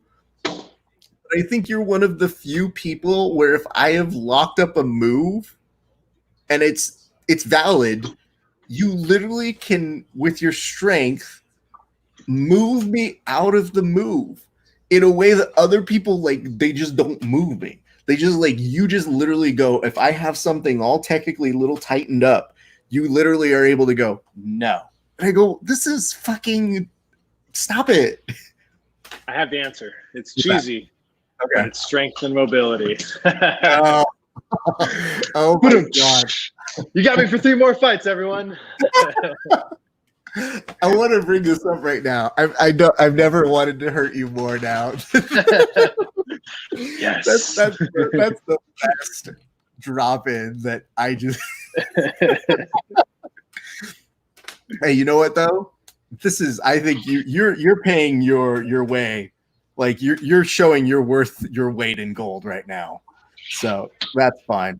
What we should do is, I feel like for one of the grappling hour sides, we should even almost we should film one of our rolls and then put that up, because I think people would be entertained to see how quickly the things move between 0 to 100.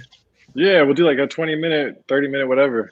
Absolutely, dude. Because I mean, I've been doing, more tape study as a result of all of this thing, because that's all we get, So the minute I can kind of like hone in and do it, and it always just is so good. And I found that more people like who can't train right now, when I've mentioned tape study to them, they're kind of like warming up to it now. They go, oh, yeah, I normally don't. And I was like, well, if you can't train, then you might as well look at footage, Even if it counts as a half of a rep, you're getting some eyes on. There's a thing called mirror neurons. I mean, there's a bit of feedback going on. You know what I mean? Let me ask that. What is I'm not that privy to that. You said mirror neurons? All right. It's basic, easy way to explain it. If you practice, you're going to get the best result. Practice with good intent and try and etc. If you zombie drill or just mindlessly practice, not as good as that. If you practice mentally, there is some value in that. Now, it's the percentage is up to whoever is practicing it and how good they are at it, I'm sure. But there's value to mental reps and seeing things. And mirror neurons means if you see something, you can actually learn from that. I see what you're saying. All right. Hey, man, that's a good explanation. I did not know that was a thing. And now, I mean, I maybe understood the concept of it, but I didn't know it had a name, and I didn't know that was the methodology behind it. That's really cool to get to learn. So basically, you just sit on the couch and become an NBA All-Star by watching someone shoot free throws. Yeah, I mean, listen, bro, I know where my mirror neurons are very strong, but I don't think I've got a great jumper after watching a couple of rounds of that. Speaking of which, oh, no, this is you. You're the guest. So dude, they're both sick. I think this is a very even matchup. They're up a weight class. I'm going to go with the Kyokushin black belt Rivera. Yeah.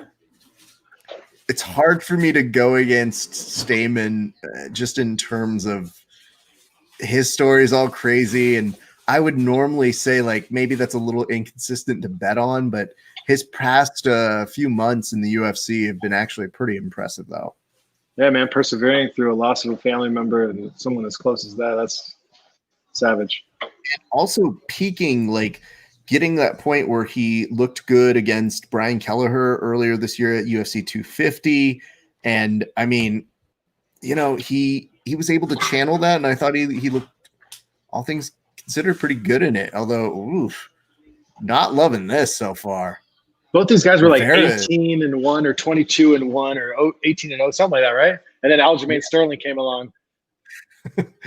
Absolutely. And I mean, here's the thing that's concerning to me. Look at the way that Rivera was able to like almost punch him into giving his back up. Yeah, that was. You never give your back up ever. Yeah. Because I mean, I wish I could, but man, nice knockdown though. Nice flurry over on that side. Now recomposure back over to the center. Nice compliment over by. Nice compliment over that from Michael Bisping, who was looking over. Ooh. These dudes are both so high level. It's awesome. Absolutely. Wait for it. Wait for it on your feed. And I think you'll see a good response right there. Oh, knocked down with the right. Body lock to the cage. I mean, Rivera either has a very solid game plan or is just making things so pressure-based that Stamen necessarily doesn't have a moment to kind of get into where he wants to be. Oh, yeah. So now there's a little bit of reversal of fortune. Stamen using a little bit of wrestling pressure on him, pushing him up against the cage. Rivera tries to get a grip underneath, doesn't really have much of it. May have to try and cage walk here, but doesn't quite have full access to his legs to go ahead and stand up. Now Stamen starting to take the back, right up against the cage. May try to lift him out, but I think he's taking his time here. It'd be interesting to see if Rivera, foot stops the Rivera over right now as he's getting foot stomped and being like, looking at the ref and going, this is some bullshit. What is this, an Usman fight? So many of the foot stomp jokes I get and I totally understand, but I may have to go back and rewatch. No, I don't know. I'm going to rewatch that fight. But when people were saying, where are the significant strikes? And they literally started asking, were those foot stomps considered significant strikes? Oh, were they really? I don't know, because people were asking, they're like 236. Who? Where? And the Where shoulder, the shoulder and the clinch. Absolutely. Oh my God. But it made me laugh pretty profusely hard. So there is that. Does Stamen look tired? Is this weight class difference a thing? 10 pounds up? Good question. Let me just double check that real quick. I had his back. Hey, that's a good argument. Let me see. Hold on. Looking over here, Cody. Currently, right now, he's number 9 in the UFC bantamweight division. However, his last fight with Brian Kelleher was in the featherweight division. And this is Rivera's first fight at 145, I think, in the UFC at least. Yep. And this is, they were saying Jimmy Rivera expected to in a featherweight bout tonight. I mean, the hardest part about COVID is everybody's just at a corona weight. Like, I joke about this, but I feel for fighters having to cut weight at this point, and I understand it's normally part of the gig. But, when they started putting these things together and some of these matches were kind of wacky, all I kept saying was just make entertaining super fights. Some of these fighters or these weight categories don't even have champions who can fight right now. Yeah. Like, as it is, they just did 3 championships. John Jones is, who knows what's going to happen to him between those 3. So that's 4 different championships. Khabib's dad passed away, unfortunately. So who knows if he's going to fight anytime soon. And then looking at the different categories, you had, Triple C literally vacate. So that could have been a star for him. So all these divisions are in a weird state of flux where who the fuck knows is going to happen. 125 is about to be decided Saturday, I guess. Yeah. And that'll be interesting to see, because I need to actually go back and double check I need to go and see who's left on these, because and Israel Adesanya, I haven't heard what he's going to be doing next. So it's kind of anybody's game. It's Costa, right? Paulo Costa. It's supposed to be that fight, but I can't tell if they're trying to hold on to it outside of a Fight Island sort of a thing. So they can get some fan attendance money, huh? I'm wondering if that's the case, because Izzy is somebody that they do want to build as a mega star, but they're in the middle of like a thing where I think they've got to kind of pull the trigger, because I don't foresee fans being back for a bit. So I think they're just going to have to make some of these fights happen and call it a day. But I mean, with Masvidal approved, if they really did sell 1.3 million pay-per-views, then you're good, man. How do you feel about fighting every week, sir? Hey, dude, you know what, though? The minute they went to Masvidal and they said, hey, come rescue this, and he finally got a figure that was closer, and I think they revealed his pay was closer to about almost $600K. And that's just the fighter pay. Yes. I wonder if he got pay-per-view. I wonder, because it was very convenient that they named him as. Yes, but they also mentioned, well, they don't mention this, but they did happen to show that he was on the UFC cover for the next UFC video game. So nice. I wondered if he brokered that as part of a deal, because they split it with him and Izzy, and I'm sure they want to make both of them their stars, but they're looking to both of them as the future of their pay-per-view sales, I'm sure. Yeah. So Pete said earlier, and I didn't acknowledge this, but he said Rose versus Zaylis is going to be bananas. So that is true. I would agree with that. Checking over on our Instagram. No, not our Instagram, but on the Facebook. Checking out that. Thank you guys very much for chiming in. Again, if you give us a like and a share, you get a cheers over on the air.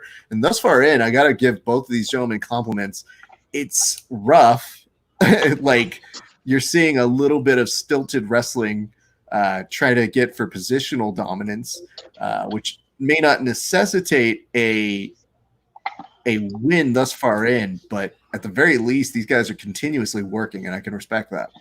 It's looking back and forth for sure.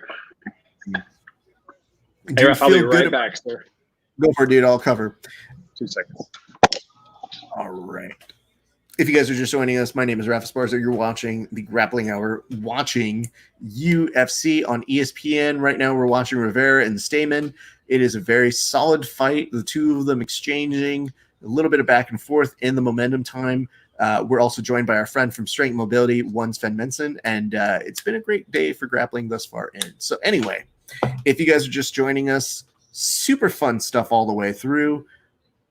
I hope that you guys have been watching all of our other interviews. It's a great time to remind you as well, if you guys are using any kind of, rash guards or spats or anything that you want to go and replace, go to Nogi BJJ Gear. Use the promotional code GrapplingHour15. Take 15% off of whatever you got in your cart. If you gain some weight, it's okay. We all did. Buy some new gear. Treat yourself. And even if you can't train, buy the gear. It'll motivate you to get back in training. All right, that's our promotional note. We're still watching this fight. It is 1:13 left to go on my clock over here. And you're seeing Rivera start to stalk Stamen a little bit more, who's having not less success, but I think Stamen really wants to try and out-wrestle this guy. So watching him trying to find his in and out on this fight thus far in has been not difficult, but he really has to utilize the cage, I think, is one of his best artillery weapons thus far in. So that's kind of what we've been seeing here thus far. If you guys have any questions, comments, hints, concerns, hit us up in the comment section. We're happy to take you guys at your notes throughout this evening. I'm going to check and make sure we have done all the proper cheerses from all the folks who have shared. I got one for Megan. I got one for Gabe. I think we got one from Angel, and we obviously did one, I believe, for Dane as well. So if we missed you, please let us know. We're happy to make sure that we give you a cheers, but it's also easier if you give us a like and a share. Ooh, that was a nice left hand by one Rivera and a nice return by Stamen. But Stamen, he was surprising a little bit on that one. We go to a third round, and we get the return of Sven over on this side. Sven, I got to ask you, what commercial do you have on your side of the world when it comes up in a second?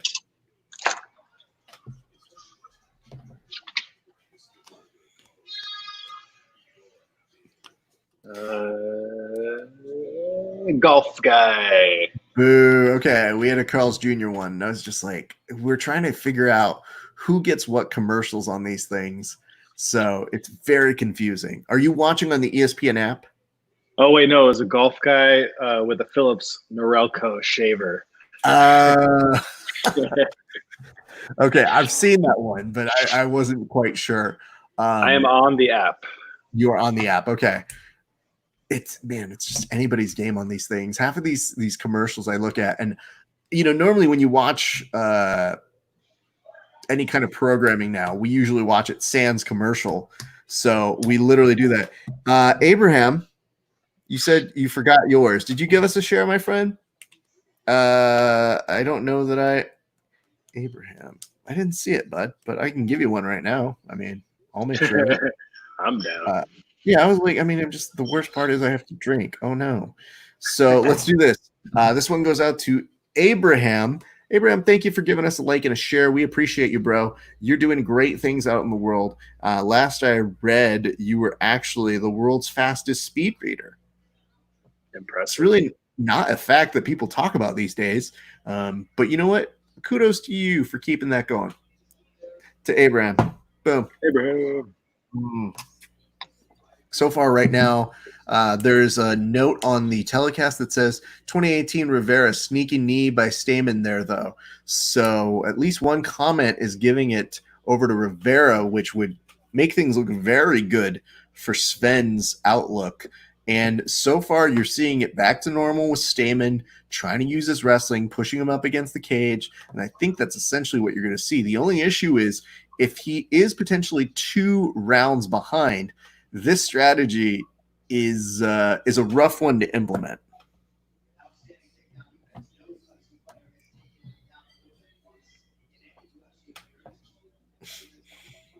That's funny.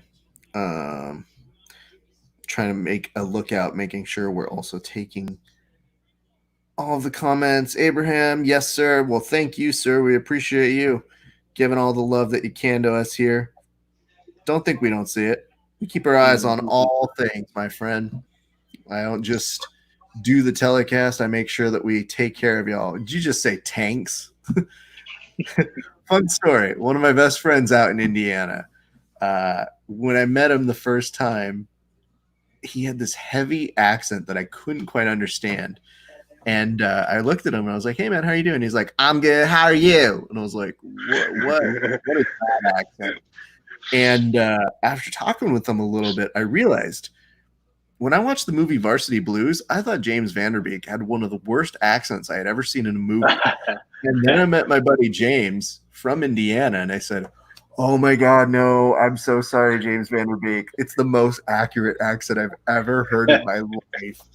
And it was glorious. So he would say to people, tanks. And I'm like, that's a terrible accent. You're an idiot. Use real person language.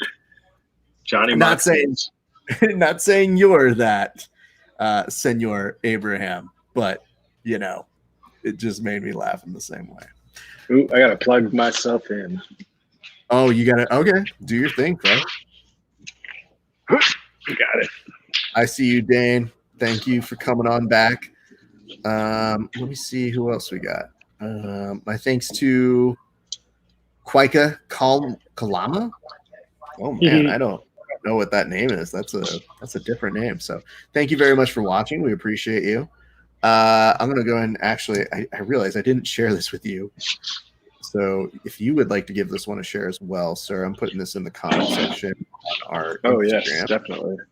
I totally forgot, but here's where it does matter because these last 2 fights coming up are going to be the main and the co-main. So that's really where we want people to join us because, good Lord, I don't think, Rivera, you are going to pull off this guillotine, but I think it is a nice way to rein in a wrestler. So kudos to you.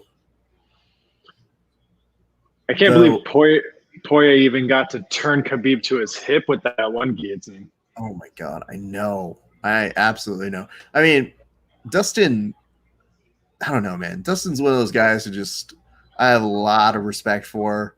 That last fight that he just had, him and Hooker was it was so much. That fight was amazing, dude. I didn't know Poirier was like that. I don't know why I always underestimate it. I told you about this. I freaking told you last time I saw you. I was like, I didn't think Poirier was like that, but I saw him turn it on for a second. He just got crazy, and it was a beautiful performance, I thought. But if you really think about what brings it out of him, that's cool. But how much risk is involved with needing someone to pull it out of you with that much extreme violence? Where when you're almost out at the end of that second round, I got concerned for him, dude, because I said, is he going to be able to walk through? And by the end of that fight, when Hooker was still on the stool and you saw Poirier go, "This is dope, dude. Cool. Yeah. Hey, you guys having a good time? This is a blast." All I could think of was, does this man have like Raj Al Ghul kind of powers that he went to like a chamber and just in between rounds found his fight? Because bless that guy. Jesus Christ. That was intense. So there's that. We end up going the distance. Things are going to look, I would believe, fairly solid for one Jimmy Rivera. Would you agree or disagree with that? I agree with that. I didn't think Stammen fought a bad fight. I think he's still good. I don't know. Rivera seemed like just a bit in front of him, right? What's that? No, she needs to eat. Yeah, that's what I was trying to say. It's so funny. My wife did not understand me saying she needs to eat. And so she kind of looked at me like, oh, she's good then. I was like, no, puppy needs to eat. But the good news is it is about her dinner. Well, it's a little late for her dinner, but she'll live. She got snacks. She's fine. Hey, what's up, Michael Ochoa? Thank you so much. Look at this. Tony Morlett, thank you very much for joining in, sir. We love seeing people go ahead and comment questions and all kinds of concerns throughout. It's already been a great night for fights. Been appreciating all of you guys talking to us all the way through. But, man, really good fight for Jimmy Rivera. All right. Let's talk about this. I know we had talked a little bit about Fight Island. Did it live up to your expectations in terms of its outlook? Was this what you were expecting when they said Fight Island? Yeah, I guess I didn't really get to see a whole lot of it. I did see that a cool roller coaster amusement park thing right outside of it. I guess that tourist place, that looks awesome. But so, I don't know. For me, I'm just looking at the inside of the place. It's just the cage and the people, and was it 250 people are allowed total? Yeah, it's kind of wacky in the sense that I was like, oh, it's just where they had the Khabib Poirier fight. Yeah. Oh.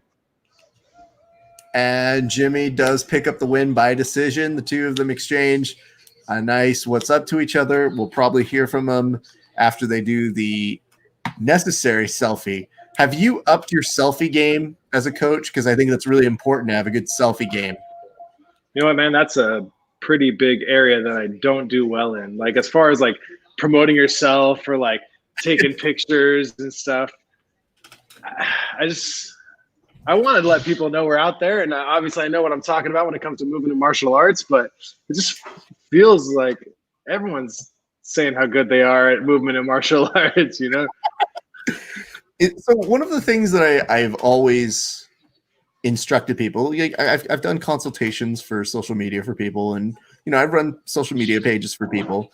My first thing is always, what are you like? Because don't be someone else. Like, create a plan that works.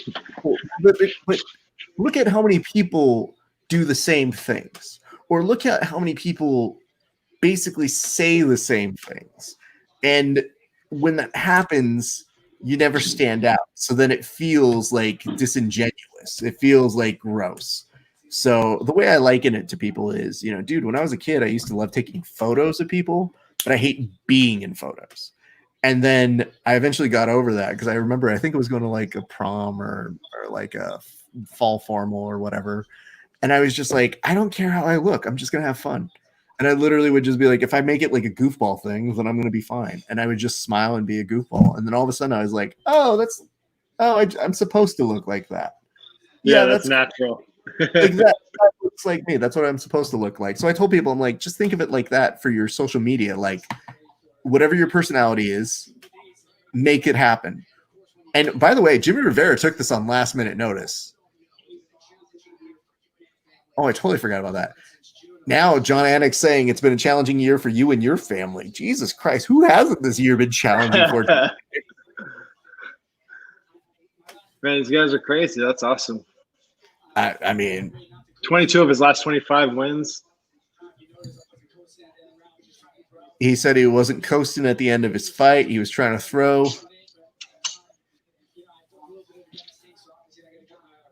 So I like that he's also like giving an assessment and being like, yeah, I felt a little bit in my gas tank, so I got to get my cardio back up a little bit. On a week's notice. Yeah. He looks a little smaller. Well, also compared to Stamen, who's like a little tank. So I think that's a kind of weird thing to compare that. Up to his ears. Yeah, I mean, every time I look at Stamen, I just go, dude, you look like you could be questionably on steroids just because of how like everything is compacted, you know? Yeah. But I'm sure he's just like, you know, that a little bit stockier and wrestling forever when you're wrestling and picking up humans for your whole life, you get yoked. I mean, I don't think he is. I mean, I couldn't prove it, but I just feel like when I look at him, I just go, man, that dude is like maxing out that frame. Yeah, you know, yes. Being a fighter, he is exactly as compact as you can be within the realm of having still the kind of mobility that you need to be able to make it work. So, oh God, Amanda Rivas. I like that. Look at the seating they get, dude. I'm all about that seating. Like, this is like preferential kind of seating that you get at a movie theater. Oh yeah, they're probably still there from last fight, right? Yeah. Yeah, and Rivas, though, her armbar over Paige Van Zandt was impressive. Quick. But then her after fight speech, all she was trying to do is make me fall more in love with her. She was just sitting there being like, I smile and I love you guys and I love fighting and it's just yay and shout out everybody in the world. And I just thought, like, no, stop it. I can't dislike you. You've got a really sweet nature to you. And I want to dislike you. God damn it. That was good armbar. Yeah, and because I mean, it was under the armpit, so that thing is nasty. Yeah. What's up? Tony says, hi, guys. Hi, coach. So it's Anthony Morlett. That was to you. Well, I mean, oh, shoot. I haven't seen Anthony in forever. What's up, dude? I guess, that's the whole thing. The doing these telecasts, you get people who pass by in and out. So you never quite know who's going to stop in. That's awesome. Let me go ahead and kill the name on this one. Coming up next is going to be Tim Elliott and Ryan Benoit. Very excited for this one. My good friend Gary Tonin is going to be cornering Ryan, but Tim Elliott has a very crazy story within the UFC himself. So interested to see how he's going to be fighting this evening. He's got a crazy style, man. He is up, down, in, out, left, right. Very much so. And let's look at the last fights, though, for him, though. 3 straight losses. It was a loss against Brandon Royval at the May 30th Woodley versus Burns card. Then you've got Askar Askarov, which, by the way, is a fake name. Loss against him, a decision unanimous. And then Davison Figueiredo, he lost via submission. His last win came back at UFC 219, and that was back in 2017. And that was a submission over Mark De La Rosa. So you look at that, you get the up downs. He's still a title contender. So this has got to be a huge opportunity for Ryan. This feels like you always hear that 3-fight skid thing is like your job's on the line, right? Yeah. He's got to win. Tim Elliott's got to win or else. And it's weird because on the other side with Ryan, it's like a win-loss, win-loss. Like this dude is traded off win-losses dating all the way back to his fight with Anthony Burchak. So Tony was able to get a win over him back at MSC 37 back in 2013. So then after every loss came a win. Loss, win, loss, win. And this is including a win over Sergio Pettis, who at that time was being touted as one of the next best things. And he knocked him out, right? He did TKO punches back at UFC 185. It was an impressive win because let me see if that was about the time. Ooh, yeah, that was about the time we interviewed Sergio Pettis. Ooh. Yeah, I remember that. Yeah, so first of all, it was actually on my wedding day that he got knocked out. What? Yeah, well, I see that on the thing, and it tells me the date, and I go, oh, that's right. So, fun story, and I mean, you got married, so you kind of know this. You know, when you do a podcast and you do stuff like this where you tend to be booked every UFC fight or everything like that, I just remember telling my wife when we picked the date, I go, man, I hope they don't put something down. Like, it better be a UFC because that would really piss me off. And my wife was like, well, you can't really watch it. And I go, I know. Just. But she had to say it. That's if you know Raph now. Yeah, and all I could think about was, no, I wouldn't do that to her because she's amazing, and that's just unfair. And you know, it's our day, so I was like, you know, I could take one off. That day they announced it was going to be the Dos Anjos versus Pettis fight, so it was his brother, and I was like, oh, that was at the moment of Showtime being Showtime, so I was like, I really want to see that fight. And then it was Joanna versus Carla Esparza, Johnny Hendricks versus Matt Brown, Alistair Overeem versus Roy Nelson, Henry Cejudo versus Chris Casario, Ross Pearson versus Sam Stout, Theodoro versus Roger Navarez, like Benny DeRouche versus Crankshake, like, and at the very bottom, Crankshake. Oh shit, that's crazy. That's a stacked card. Dude, it's a huge card, and especially for 2015. So between all those people, Ryan and Sergio headlining the Fight Pass preliminary card, I told one of my groomsmen, who was my co-host, Kevin, of the podcast, I go, Kevin, it is your job to come up to the sweetheart table and just whisper in my ear what's happening. So he would come over, and it felt like The Godfather, where he'd come over and be like, Ref, just to let you know, Sergio Pettis was knocked out. And I would be sitting there like eating like cake and being like, thank you, my son. Thank you very much. I appreciate your work. And so I remembered him being like, I'm afraid I have some bad news for you. And I was like, what is it? He goes, Anthony Pettis is also lost. And I was like, not my boy. I'm a beautiful boy. This is the worst night ever. Your wife's like, what? Yeah, and I mean, the dumb part is because my wife she's essentially born into all of this, because I was watching fights in college. So right around the time we were dating, you know, I would have a calendar and I'd be like, well, this Saturday is a UFC and this Saturday is a UFC. So we used to go to bars and we would watch them. And so she knows a lot of the fighters. So it's not like she doesn't want to know. At one point, she's like, who won? And I was like, I mean, Dos Anjos, and he's a Rafael. So I guess I shouldn't go against Rafael. To be honest, on our show, we have a dumb policy, which is if they're named Rafael, don't vote against them. Like, I like that policy. Statistically, it has come back to burn my co-host, because he would do it out of spite. He'd be like, I'm going to pick whoever's fighting against Rafael. And it would, like, 80% of the time bite him in the ass. So if their name's Sven, don't bet against him either.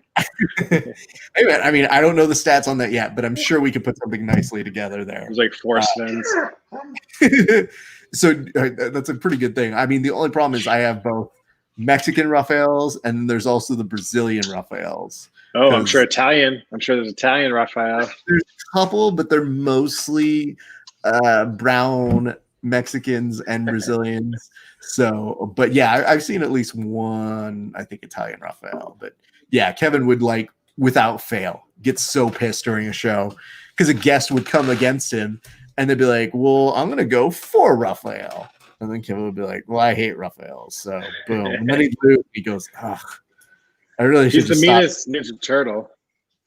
Dude, so I don't know if I've told this joke to you, but I've said it on there a couple times. The joke that I have for all these women who are complaining about being called Karen Is I go, yeah, well, I was called Raphael as a kid and as a Ninja Turtle. And they go, yeah, but that's not bad. I go, but think of it like this. If somebody comes up to you and they're like a Ninja Turtle. And I was like, yeah, like the Ninja Turtle, you know?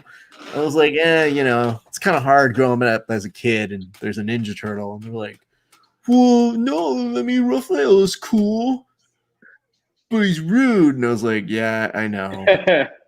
And they'd like look at me and they'd see me get all like, yeah, I know, it's fine. They're like, well, see, now you're being kind of rude. And I was like, yep. Yep. There's no win in this. What am I supposed to do? It's you either learn it or you learn how to, you know, make jokes. So I very quickly learned how to be very funny, very fast. But yeah, I remember I guess one story is that I came home after watching the Ninja Turtles and I guess some of my friends were giving me shit about it. And I just remembered being like, what the fuck, dude? So I came home, I tell my mom, I'm like all 5 at this point. And she just goes, what? And I go, all these guys are telling me like I'm named after a Ninja Turtle. And my mom literally sat me down and she goes, no. And I go, what do you mean no? She goes, you were first. I was like, what? What? And I looked at for me. right. And like I went back to like school and I was just like, fuck you, losers. He was named after me. So I think that was a very nice way of my mom very quickly diffusing the situation. But man, so funny. All right. We've talked about this. This is a tough one to bet just in terms of fight gods. Who do you have on this one, sir? Damn, man. This one's tough. But I've seen Tim Elliott so many times, and every time I'm like, I think he might do it this time. And he doesn't get it done. I'm going to Ryan Benoit, man. I'm going Ryan Benoit. I got to see if I see Gary Tonin here. The homeboy giving us the heads up from UFC Fight Island.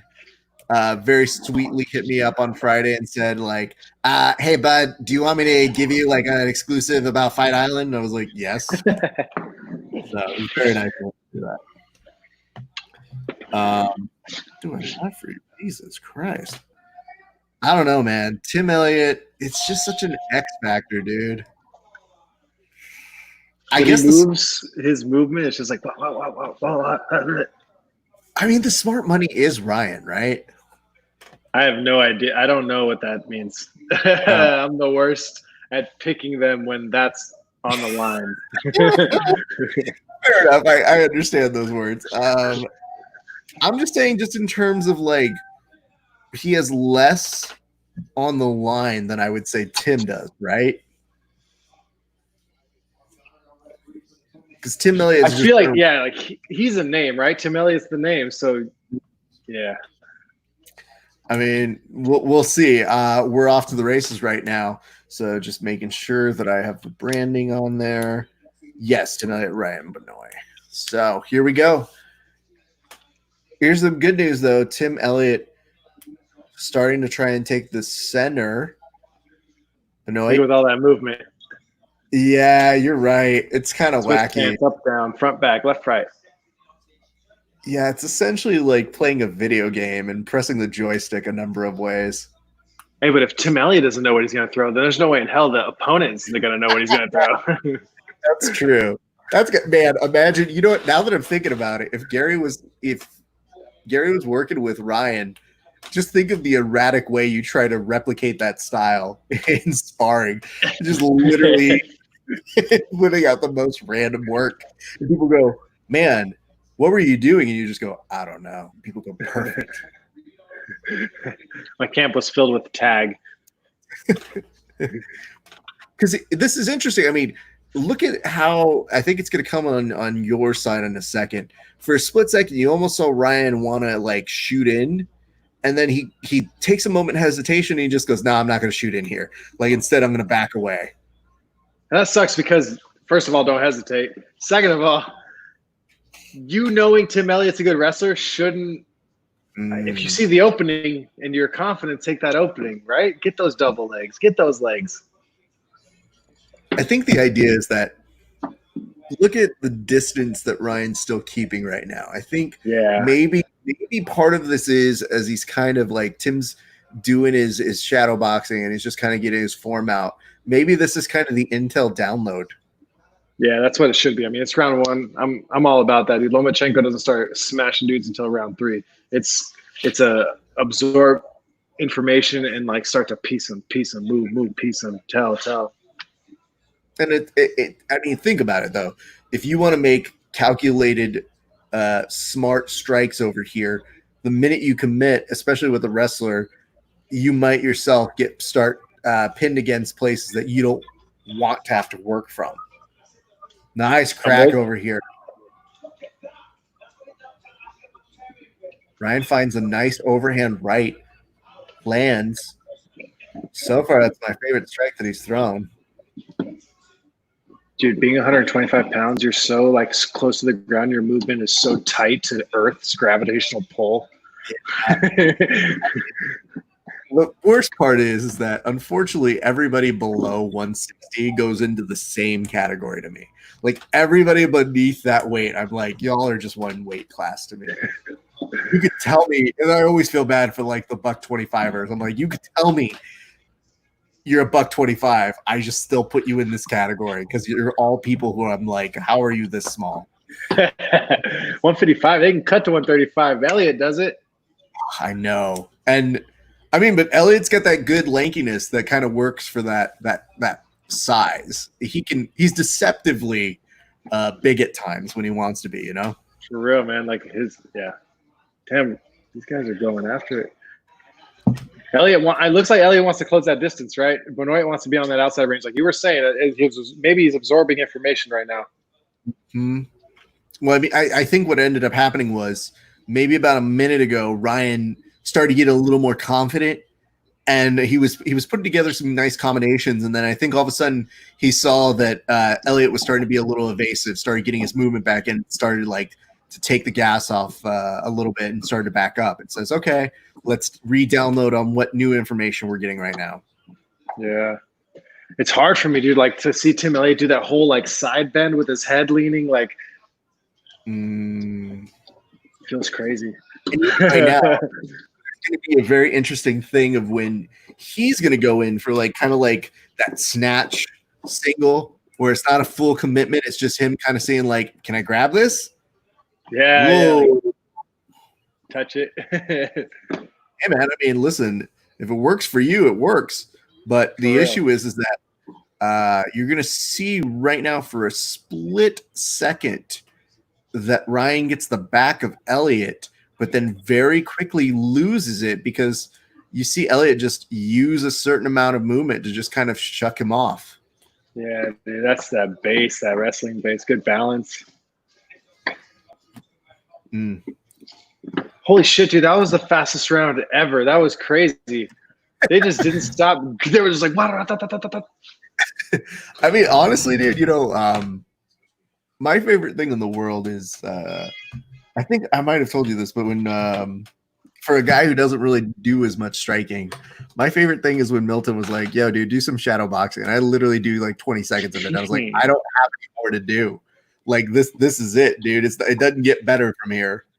And I was like, I mean, in my brain, what ends up happening is as a comic, I have to mute the part of my brain that does jokes because all I think about are jokes when I'm doing this. Dude, you said you had the answer earlier. You're like, okay, when we roll, I can only have to think about getting out of this, whatever, choke, armbar, whatever. And so the best thing that I ever got, I was a little ass kid, right?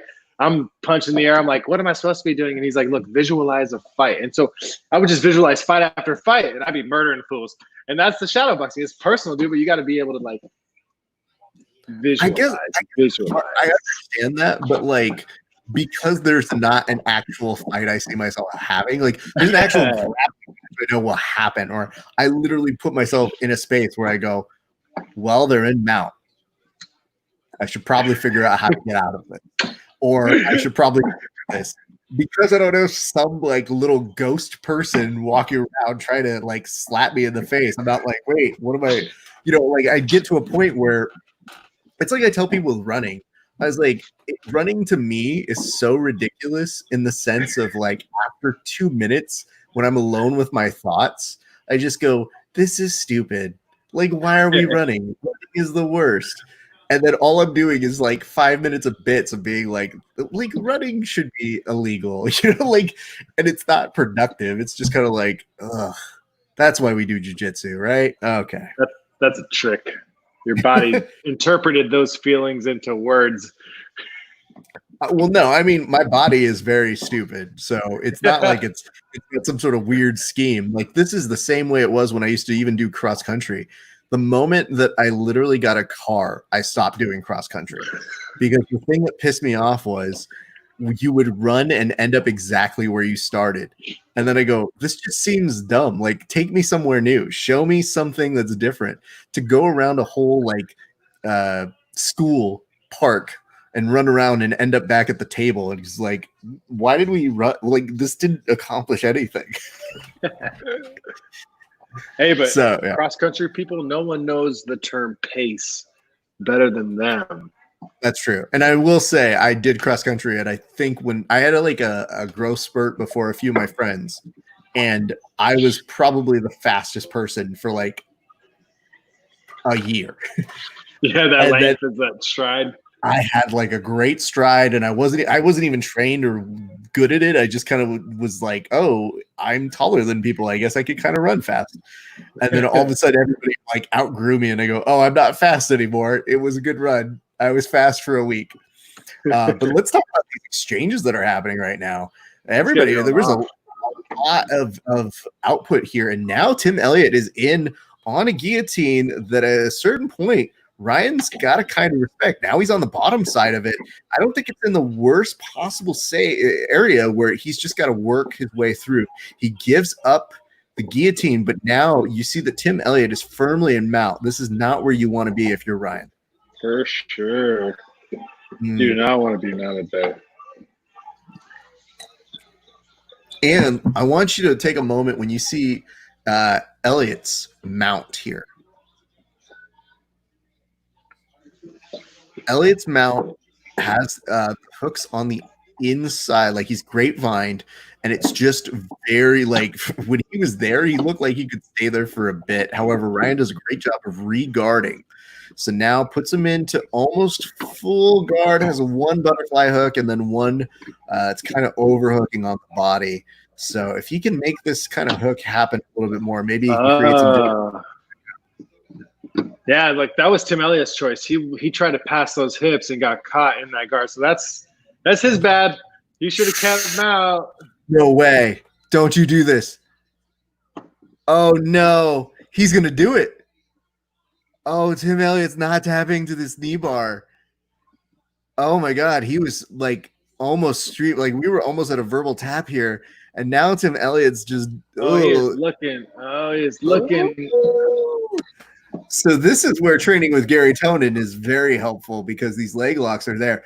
I'm wondering how his knee and his leg is going to be after this. And now he's essentially just slapping the inside of his thigh to say, please don't knee bar me anymore, you dick. Oh, dude, don't let him rechamber that leg lock. He's looking okay on the legs. But, man, did you see that look on his face, dude? Yeah, he was like, no. It was like pain. I mean, dude, we do a lot of, silly like pro wrestling, WWE, JJ stuff.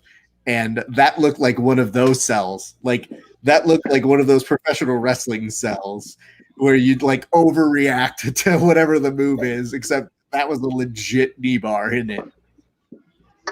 I'm about to switch on my headphones. Dude, go do your thing. Ooh, for a split second trying to crab to the back.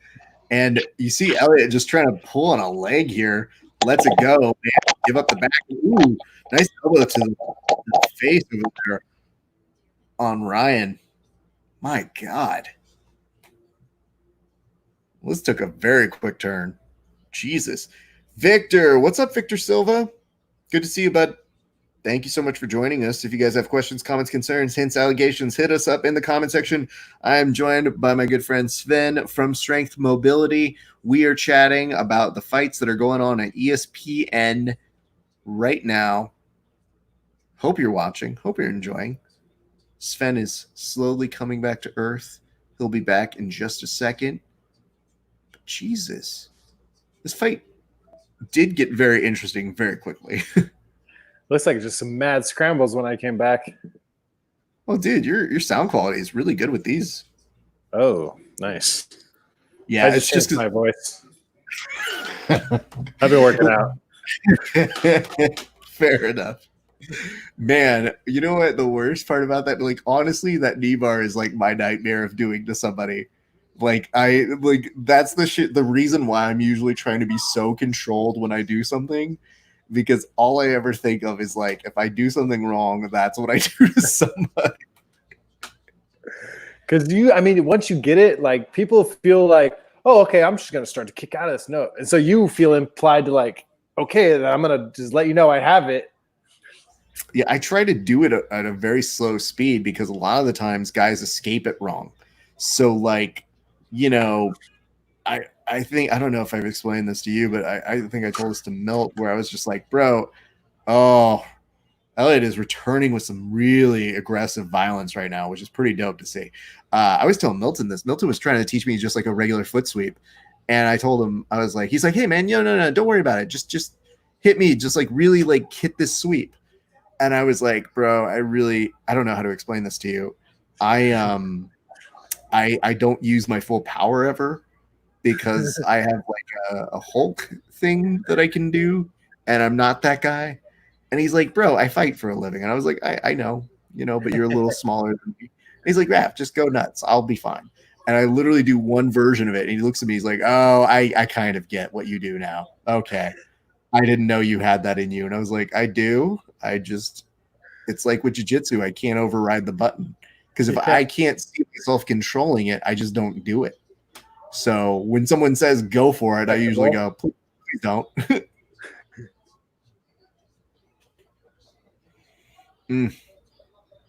What is this? Look at Ryan's on your feed coming in right now. He is connecting on the face for Ryan, though. But when he literally cups his hands on over like this, and almost Nate Diaz taunting with his body expression here.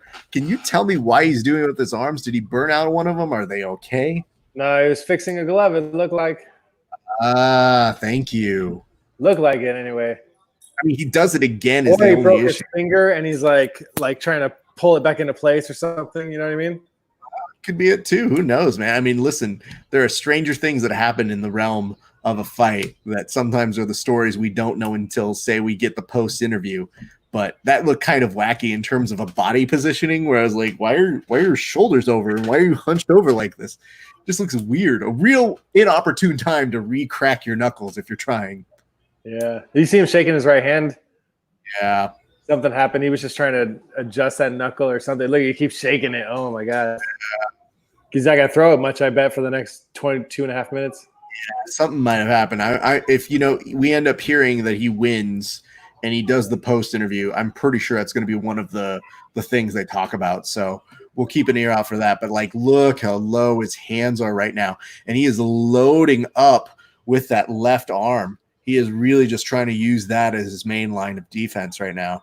Tries for a very non-committal spinning back kick. Let's go with some left head kicks from Benoit. Make that hand block something. Yeah, good call on that, dude. That would be a really great time. And the worst part is I think that Ryan was just looking over to his corner and they're telling him to just, dude, if his hands are down and he's only punching with his left hand, maybe start trying to connect with that chin. Gary T. Brown asks, who winning? Not who is winning, just who winning? You got me. I assume right now that Tim might be winning. However, on this one, it's showing 21-12, 30-24, 2 rounds. It does show that Elliott, that's cracked Elliott really well. And what he's trying to do right now is evade. He comes back in. Ryan's now starting to try and like put it on him. But look at that right hand of his, dude. It looks like it pains him to go ahead and put it back up. Damn, Elliott's head movement is so crazy. I mean, hey, man, it worked because that was not good place that he was just in. Wow. And when you see this grip, look at how for any kind of wrestler, especially for Tim, that he would normally have control of this with that back control, he can't hold it. Like, he can't use any kind of grip between the two hands to hold it. He can't grab. I mean, understood. Now Ryan's trying to tee off with just 6 seconds left to go, and you're going to see, Elliott shoot in. He uses his knee to try and block him, and good news, everybody. They do make it, and that's one of the more intense ways to end a fight. Right at the end of it, you see that Ryan kind of bounces back after using a knee, then comes in, and with his forehead literally comes in on him and is just kind of like, hey, bro, I just want to let you know that was great. That's so great. And just puts his forehead straight next to him. It's an intense situation. Yeah, I would say that it's very possible Tim pulls it off and gets the win. That third round is going to be a little murky in terms of how they scored. If anybody had Ryan winning one of those other rounds that I didn't see, but that would be my guesstimation. How about you? Tie? Nah. I have no idea, man. I'm going to say the judges will decide what they decide. I got nothing. Fair enough. Has there ever been a draw that you saw that you go, no? I don't know if I just naturally like delete draws, but I can't think of one. But I know I feel like I've heard draw, and I feel like I remember the emotional of like, what the hell, or something like that, you know? I'll tell you this much, dude. I think it's heartbreaking for the pros, but the one that always hurts me more is when it's for like amateurs and, you know, like our local cards when they go, it's a draw. And I'm always like, no, don't do that here. Flip a coin. I'm sure they'll be better if they just have somebody think that they won. We're going to have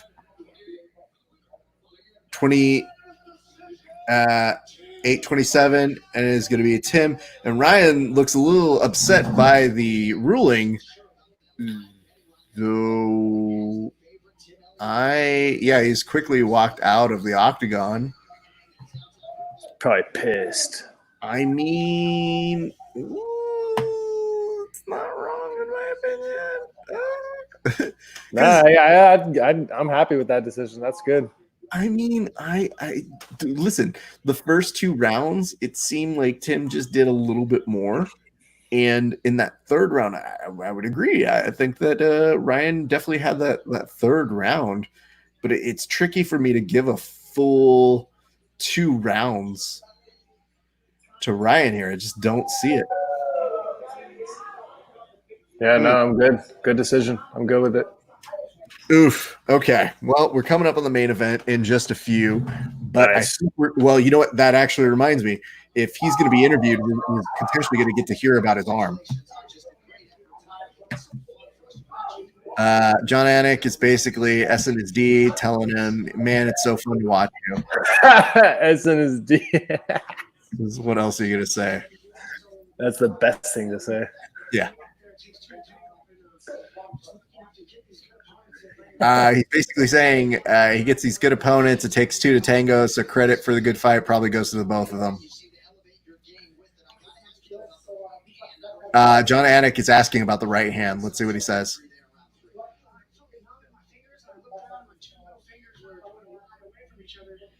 Oh, he said that his fingers or his hand felt numb and that he felt like his knuckles were kind of doing like a Y, like going across from each other.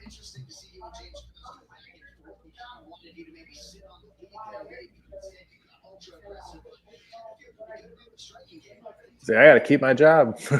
Yeah. He said at some point he had him in trouble, but he says that his best takedown is that stupid double leg run pipe single. His words, not mine. That's his stupid. I mean, yo, bro, you call it whatever you want. I'm not the one saying it, so don't send your hate mail to me.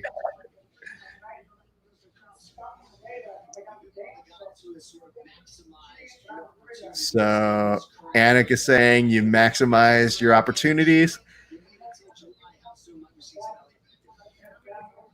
And he says he's ready to go again right away. However, I would caution maybe no, you're not. Maybe go check and see what that hand thing that you were talking about going numb before we all agree, yeah, you should go fight again. Says he's going to go back to Kansas City, get that technical training with James Krause. More words about James Krause. He's going to keep saying the name James Krause. And it looks like they're going to sign him off. All right. There we go. Oof. My God. Imagine that. So, okay. Sven, again, you're a puncher in addition to being a grappler more than I would ever be. Has your hand ever gone numb from punching?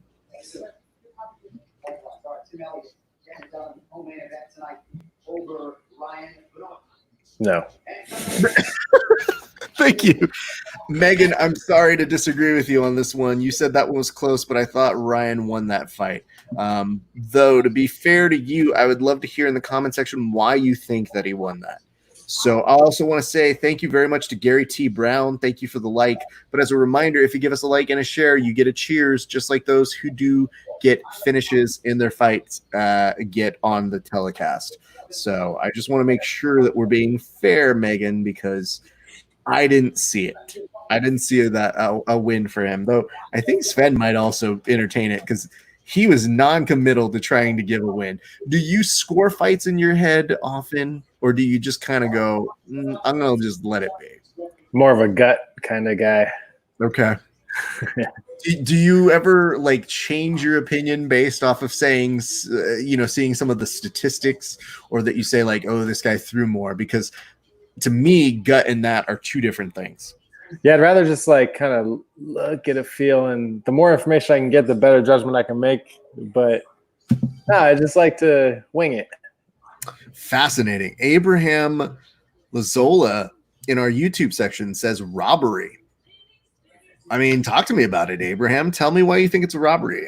I'm pretty sure Megan will tell us. Maybe it's the fact that Benoit looks like a little more technically sound. It's like when his strikes are going, he looks like maybe it's a cleaner kick or cleaner punch. Maybe they think that that's, I don't know. I mean, I get it. I also, it's confusing because Tim's just a weird ass fighter, dude. So there's not really a nice way of saying how some of his stuff looks. And he's the one that said that's a weird ass fucking lame takedown that he's got. Like he's the one breaking his own. He's like, oh, that really dumb takedown I do. It's like, I think he kind of knows. He's kind of like, bro, my brand is some weird ass shit. So it works.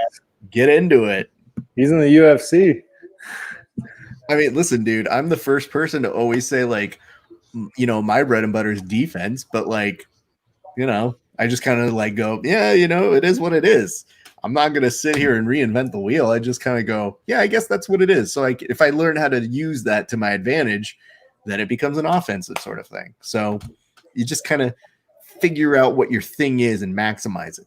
And, like, Sven's big thing is having balance that's so good, it's really annoying. So, we all got our tricks. I agree with the first part of that. It's really annoying. It's goddamn. It's so fucking. Play the hand you're dealt. I love it. Well, the thing is like, listen, dude. If I was super fast and super athletic, I would, like I said earlier, I might have a very different game, but I might be a little sloppy on my technique. And it's part of the reason why, like, if I get certain things, like. Certain moves, it's part of the reason why I think we discussed earlier about the Hulk thing is like there are some guys who I can overpower that I can just like take a move if I wanted it, but then if I'm rolling against you, it doesn't mean no good because then you just kind of reflex your arm and I go, well, the technique's not there. What I have to do to Peter tomorrow. I like that we were talking earlier about having those like no time limit rounds. I think that's what you need to do to Peter is just like when you're about to roll, be like, Pete, you want me, how many minutes you thinking? And he says like maybe like 5 or 6. You go, cool.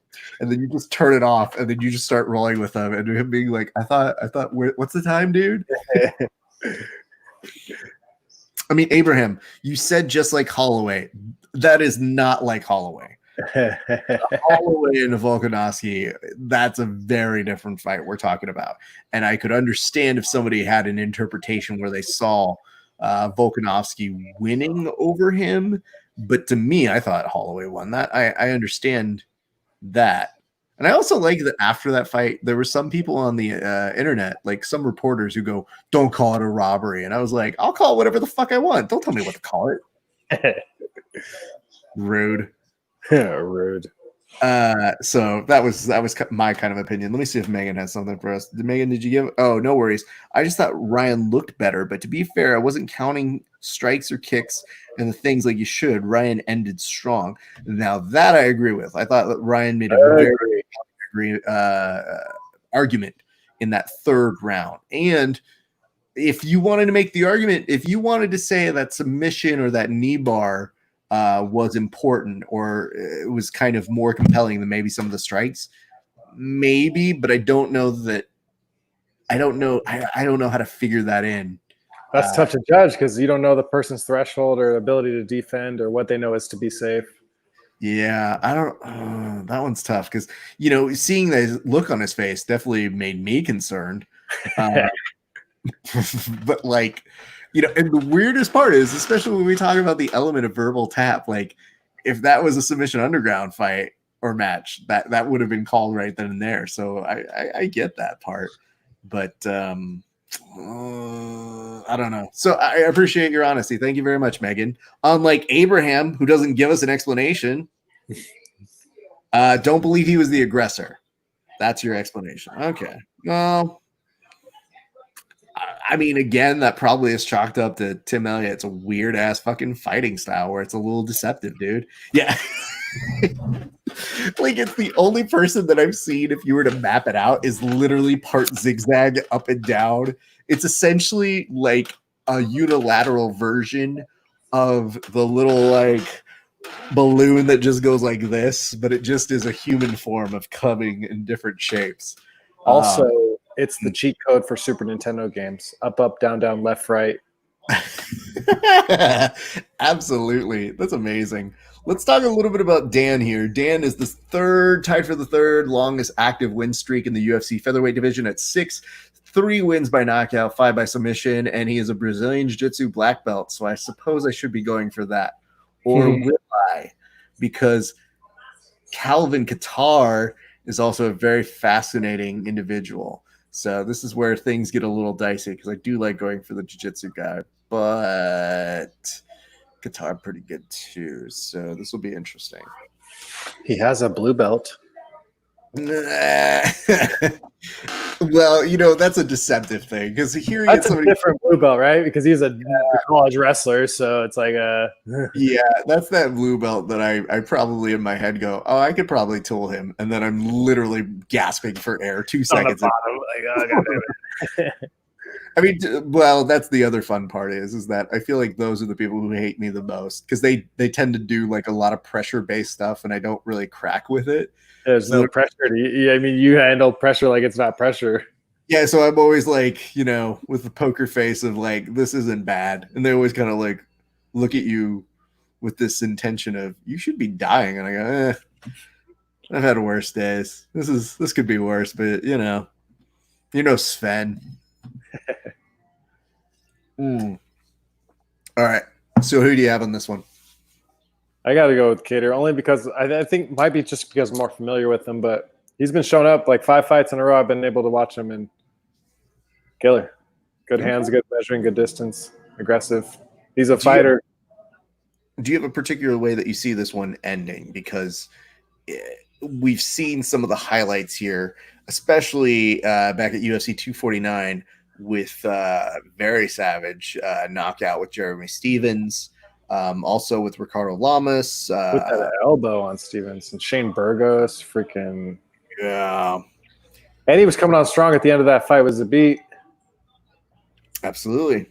And I think that these are pretty impressive. So I would say championship rounds finish knockout Kattar. Okay. I feel it. I get that. What's up, Kyle? Thank you very much for that. I appreciate you giving us a like. But like I said, like and a share gets a cheers. And We have 5 rounds of this one coming up. Man, he looks in good shape, though. Good for him, man. Kevin, usually on the show, when we do our guessing segment, we have a little segment called Over Under Kevin. And when Kevin doesn't know how to pick between fighters, he doesn't do a 50-50 coin toss. He literally just goes, this guy's got better abs. So I'm going with And surprisingly, the abs numerology works out pretty good, similar to the Raphael situation. Nice. It's not bad, so it's definitely one that's a sillier one criteria, but it's one that, not without its own merits in some ways. Let me see. Okay, I'm trying to look to make sure we're getting all the comments as they're coming in. Good Lord. Anthony Morlet is now starting to follow Grappling Hours. About goddamn time, Anthony. Don't think I don't know if you're not following us. I know who's following us, and I know who's not.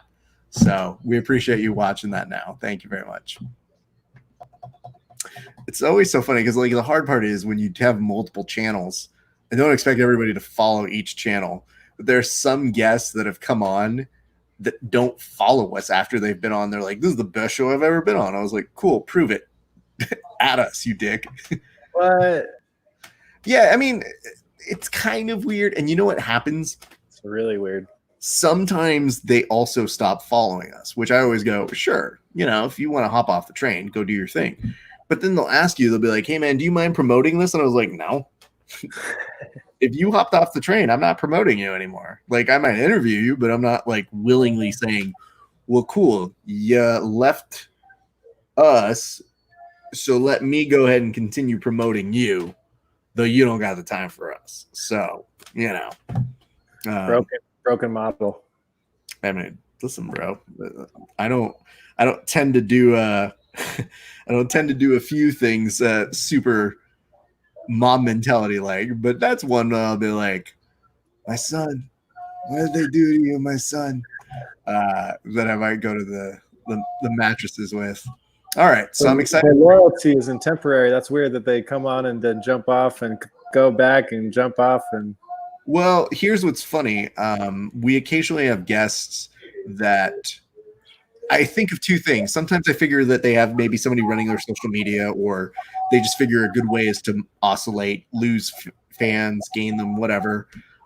But I've had people who have been on the show unfollow us and then refollow us.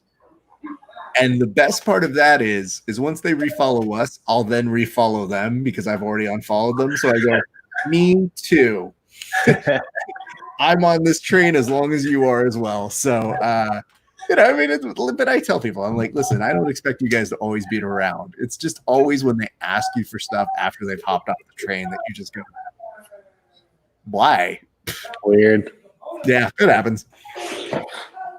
But we are, of all things, that's a small percentage. We're pretty blessed because most people, I would say 95% of the people that we've ever had on the show has been very friendly to us. This is from big names to small names. And most of the time they like the experience so much that I literally get notes from them that are like, I'll be on anytime. And there was a female grappler that today I interviewed that I didn't know. It's my first time talking with her. And I literally go, man, she's all of 20 and she's got a good head on her shoulders and she's going to be fighting MMA and she's savage. So I was like, we'll bring her back anytime, Yeah. And she sends me a message being like, that was so much fun. Thank you so much. And I just wanted to say thank you. You're really good. And I like this. And I was like, yeah, I like you too. We're going to bring you back. That's so awesome. Yeah. So, it's like a give and take. Every once in a while you get one of those. And then after about 300, you get somebody else that you're like, oh, that guy sucked. I don't want that every time. All right, here we go. 446 on mine, which means you're at about just starting right now. This is your featherweight main event, and that means that we will have 5 rounds in this matchup. Now, you've got Calvin Kattar. I like to call him Kattar because I'm American, and he is going to be in the blue trunks. However, Dan Ige, whatever you want to call him, in the contest of whose name doesn't sound like it's supposed to is going to be in the silverish white trunks. This is interesting. Again, it's going to be a little bit of a download time. Both these gents have a nice storied version of them. I do like, again, just seeing Kattar with that savage knockout, just to me is like, yeah, dude, is the momentum on his side? Is that where we're at right now? Right. Because he's been on a tear lately. I mean, I know that Zabit loss is in the middle of that tear, but it wasn't like he got knocked out or destroyed. But then think about this. Dan's last several fights are all wins. This is against Mike Santiago, Jordan Griffin, Danny Henry, Kevin Aguilar, Murtzard Bektik, and Edson Barbosa, all wins. You've got 4 decisions of those, and then 1 submission and 1 TKO. So with his pretty solid record, this is an interesting fight to see take place in front of us. Yeah, man, both these guys fought Murtzard Bektik, and I know he was in the top 10 for a little bit, I'm sure. Mm-hmm. So yeah, we're going to see how this one plays out. What are you seeing right now just from the way that they're starting off? Measuring. They respect each other, but they're looking for those openings, touch, and looking for that big one coming. Or a couple of them, like they're progressing that technique, that damage, that what comes next is the jab, then the straight, then the hooks, and then getting inside and closer and closer. I do have to say right now, just getting a couple glimpses at Kattar strikes, I do like his form on these. I have appreciation for just the clean and the crispness of it. Dude, those, like the way he throws his short punches, his hooks and uppercuts, he has a really nice sharp angle at the elbow. Absolutely. That was one of the first things that just stood out to me, as I was like, dude, that's just so clean. And you could tell that Dan didn't want to do too much of it because he rushes in for that takedown. Doesn't kind of weirdly gets a little bit of a disoriented of balance, but now he's essentially pulled guard and now stands back up. It's basically comfortable on his back.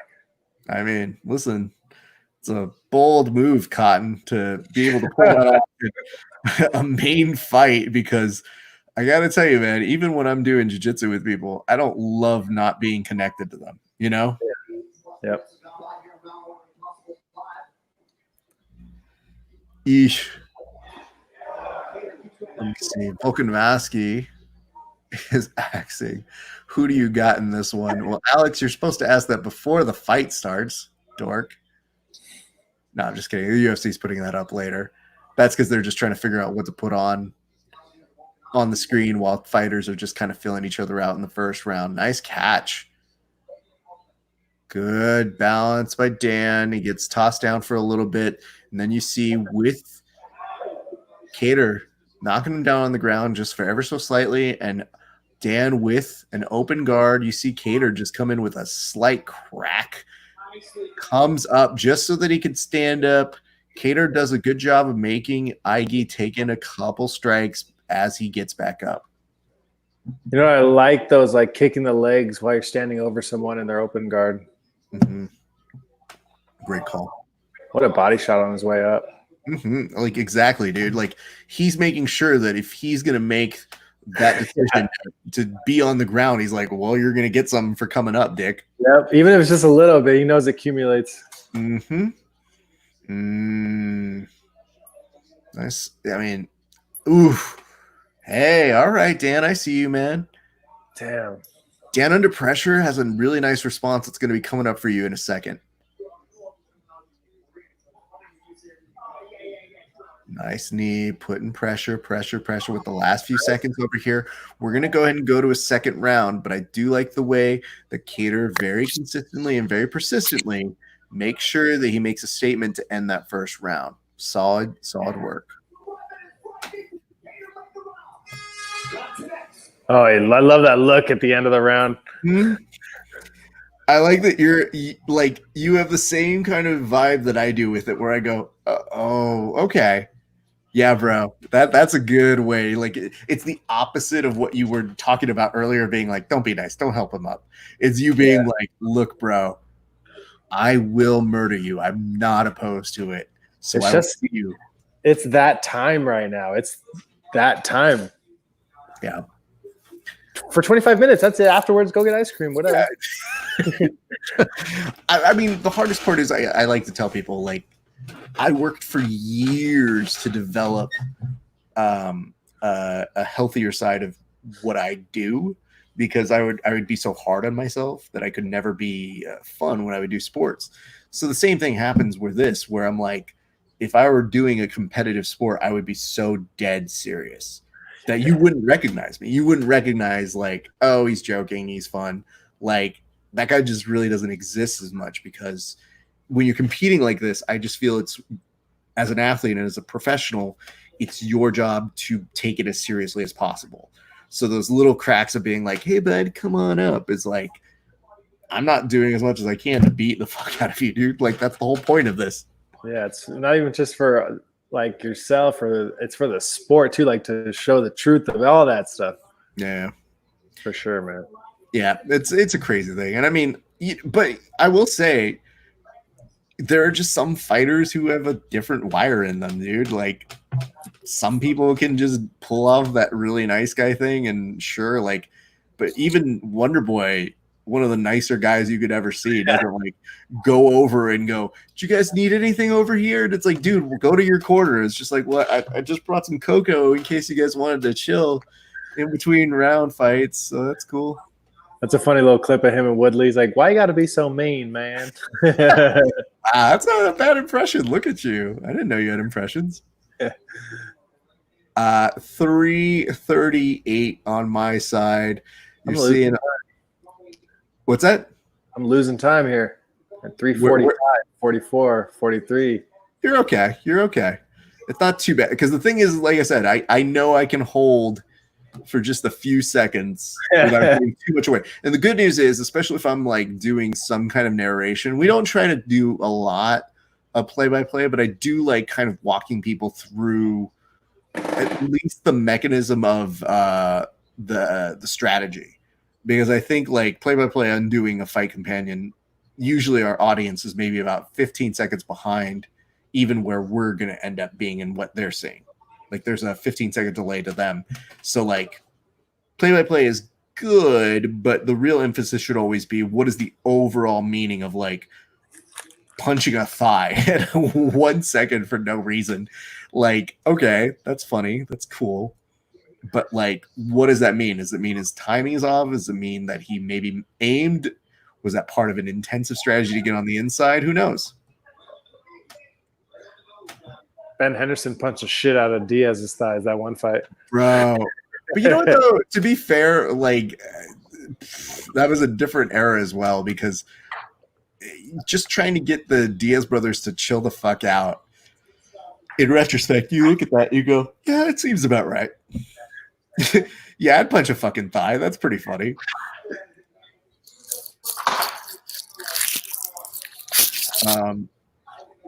Interestingly enough, I guess between the two of these guys, nice combination by Dan. I mean, here's the good news. The little bit of timidness that you saw in Dan in that first round with his striking, he is getting a little bit more confident. You see Calvin a little more busted up in this round. So at the very least, he's probably finding a little bit more confidence as we're getting a little bit more into this fight. Yeah, it looks like him. He's bouncing a little bit more. Looks a little more loose. Mm-hmm.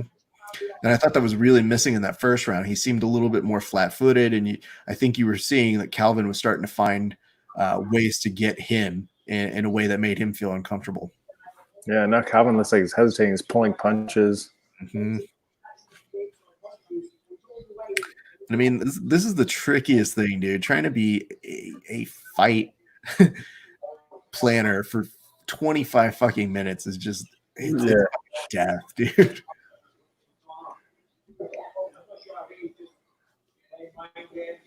I'm going to put down. Go ahead. Ryan's trying to like lead. He's looking to like get his feints going and getting Kattar to bite on some stuff. It looks like anyway. Mm-hmm. Level changes and little feint jabs. Mm-hmm. And the weird part is I think in some respect, nice overhand over here. Okay.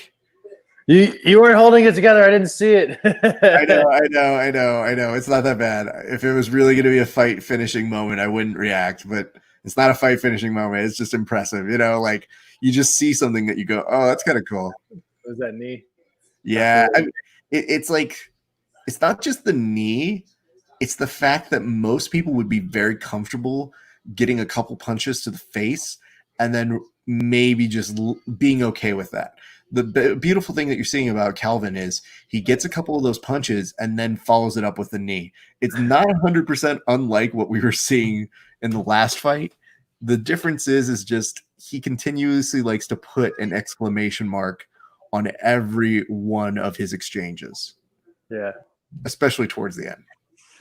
It's smart too. It looks like he knows when there's like 30 seconds left in the round. It's like, okay, I'm going to pick it up. I'm going to show these judges who's dominating this round. Absolutely. And dude, sometimes that matters because we see some of these weird ass judges who, sit there and go like, who did give me a better round? And you just kind of smile at them and you're like, I didn't. It's like, I like that young man's gusto. 10-9 for him. And a couple of these nice highlights. It's kind of weird because just staggered Dan a little bit further back. And now Dan's also starting to get a little bit bloodied up. So it'll be interesting to see how much patchwork they're able to do to them.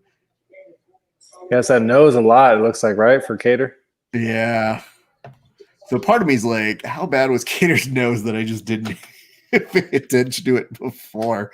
Maybe it wasn't the most like precise nose there is to have in this game. We start in the third round right now. Adam Martin, I believe a reporter, is saying could be 1919 or 2018. It says Ige needs to up the pace, and he has significantly. This is heating up now. I mean, sure. And Heidi Fang on the telecast is saying 1919 after 2. Where are you at on this one? Yeah, I mean, I can see how they gave Ige the second round. Yeah, I guess I'll go 1919. I'm kind of in 1919 right now. I feel like Ige was maybe a little bit more selectively active, even though I still feel like Kattar is still Kattar is trying to push a little bit more of the action overall. I'm with that. I thought I had a little more of like just leading the dance, I guess, but I don't know what the judges see again. So, well, I mean, here's the good part. So when he was leading the dance, I want to say for the first 2.5 minutes, right? You got the sense, and I think you kind of voiced it pretty well, which is why is he leading the dance if Kattar's just kind of like looking for that reaction time? Then the middle of that round hits, and you saw Kattar starting to heat up a little bit more and making those last impressions with, I think, some impactful statements. But I would still put it one apiece. And that's why this is going to be a very interesting and telling round, because with 2 minutes already expired in this third round, now it's going to come down to a little bit more of, okay, is the strategy for Kattar working? Yeah.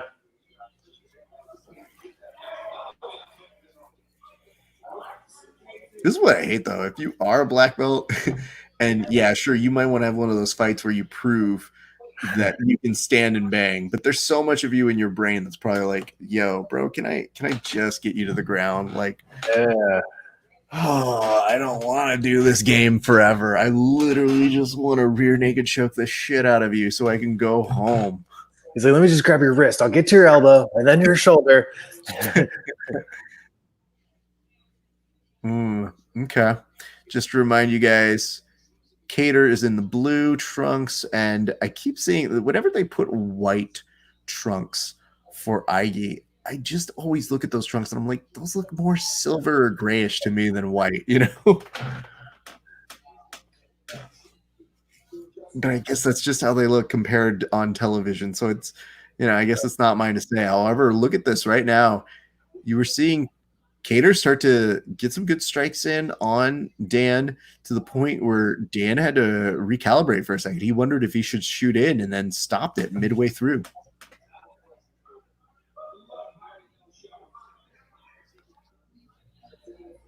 Nice overhand crack. Doesn't quite connect. He's able to go ahead and pause out. Oof, nice body shot.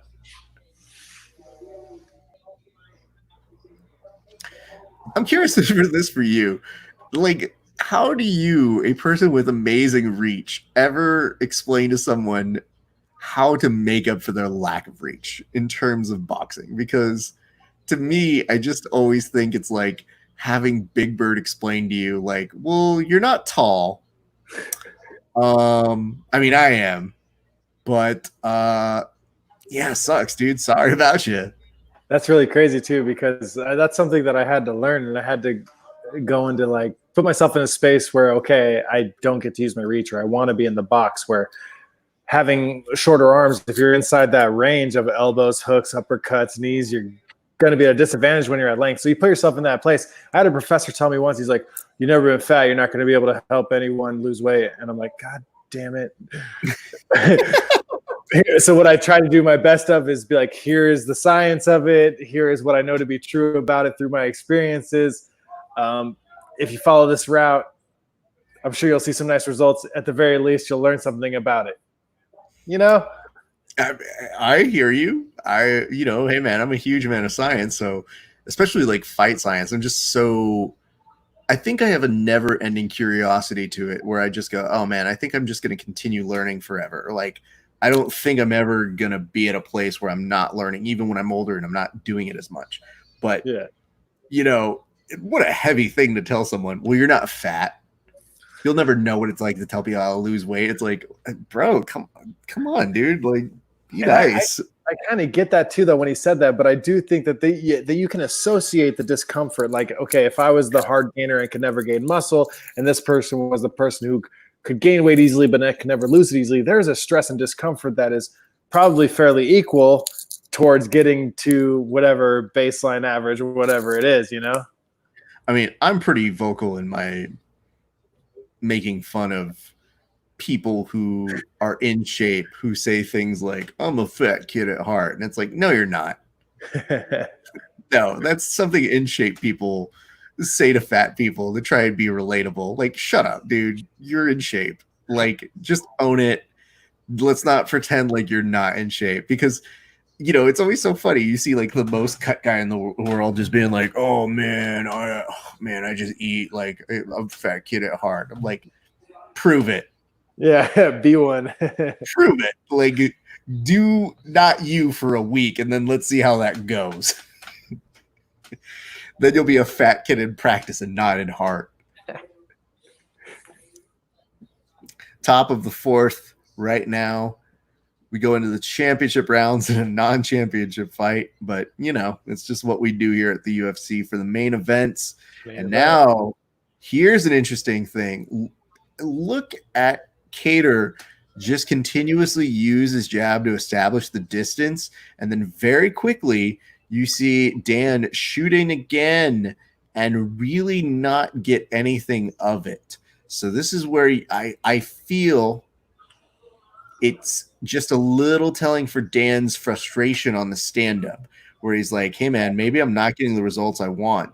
And the hard part is, especially as close as this is, oof, this is almost an aggressive pull of guard, by the way.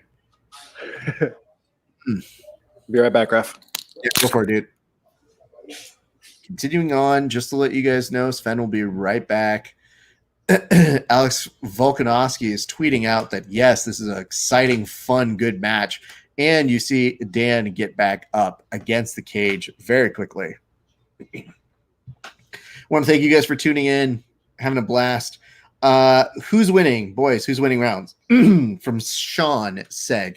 Right now, Sean, I would say that Kattar is ahead 2-1. We're in the middle of the fourth round, and it's still looking pretty much like Kattar might be able to pull this one out. Still 3 minutes left to go in this fourth round. So stay tuned. We will keep you updated as this continues or as we get more and new information.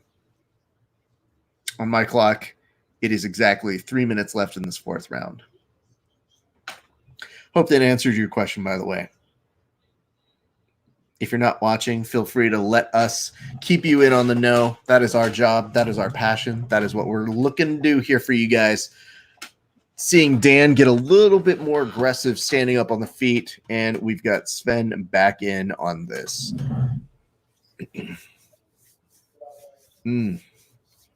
Glad no one got slept.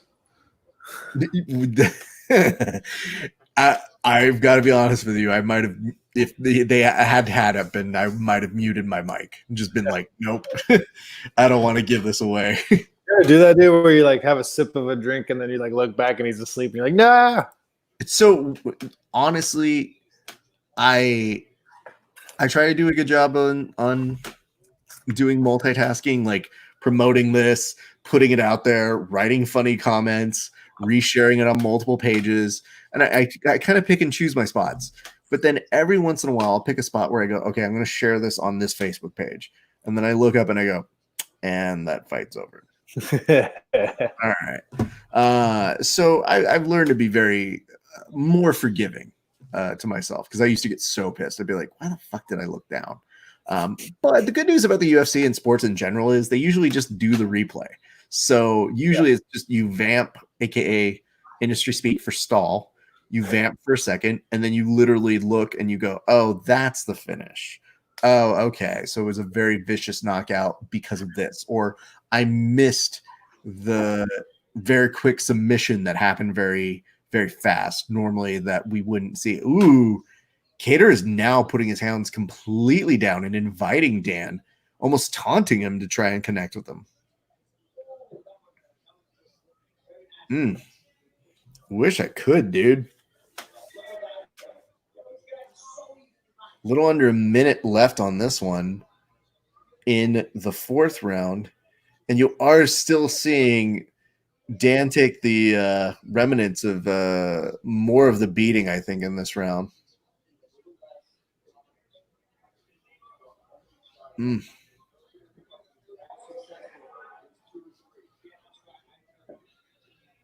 I don't know, man. This is looking like Calvin's fight to lose, honestly. Yeah, so far, right? What would I say? Kattar in the championship rounds? Yeah. Right at the finish. So hurry up, dude. Yeah, he really needs to know that this is for you, not for him or his family. Omar Garcia literally just addressed that. Yes, we believe right now, so far at the end of 4 rounds, that one, Calvin Kattar has the advantage. I would be willing to say he is up 3-1. So some people could even say something different, but that is the opinion of the both of us, I would assume, on this show. So 1 round left to go. Looking pretty solid here, my friend. Looking pretty good for Calvin, but let's go ahead and do something real quick, because I want to make sure that the people get a couple more mentions of where it is that you train and where it is they can come to find training from you, sir. Dude, you're the best. We are Strength and Mobility. We have a strength and conditioning and a martial arts gym. We are in Canoga Park on Roscoe and DeSoto. Myself and my co-owner, we are both degreed in kinesiology, certified in strength and conditioning, and have experience in strength, lifting, weightlifting. We both were in the military for more than 6 years each. Been fighting since I was 10 years old. I don't know. What else do you want? Come ask me. Come train with me. Like, that was the weirdest way to end a promo, is to be like, come at me, bro. I was like, bro, no, don't challenge the people to be like, yo, bro, you want to train or you don't? Come at me, bro, if you do. Well, now we begin the top of the 5th round.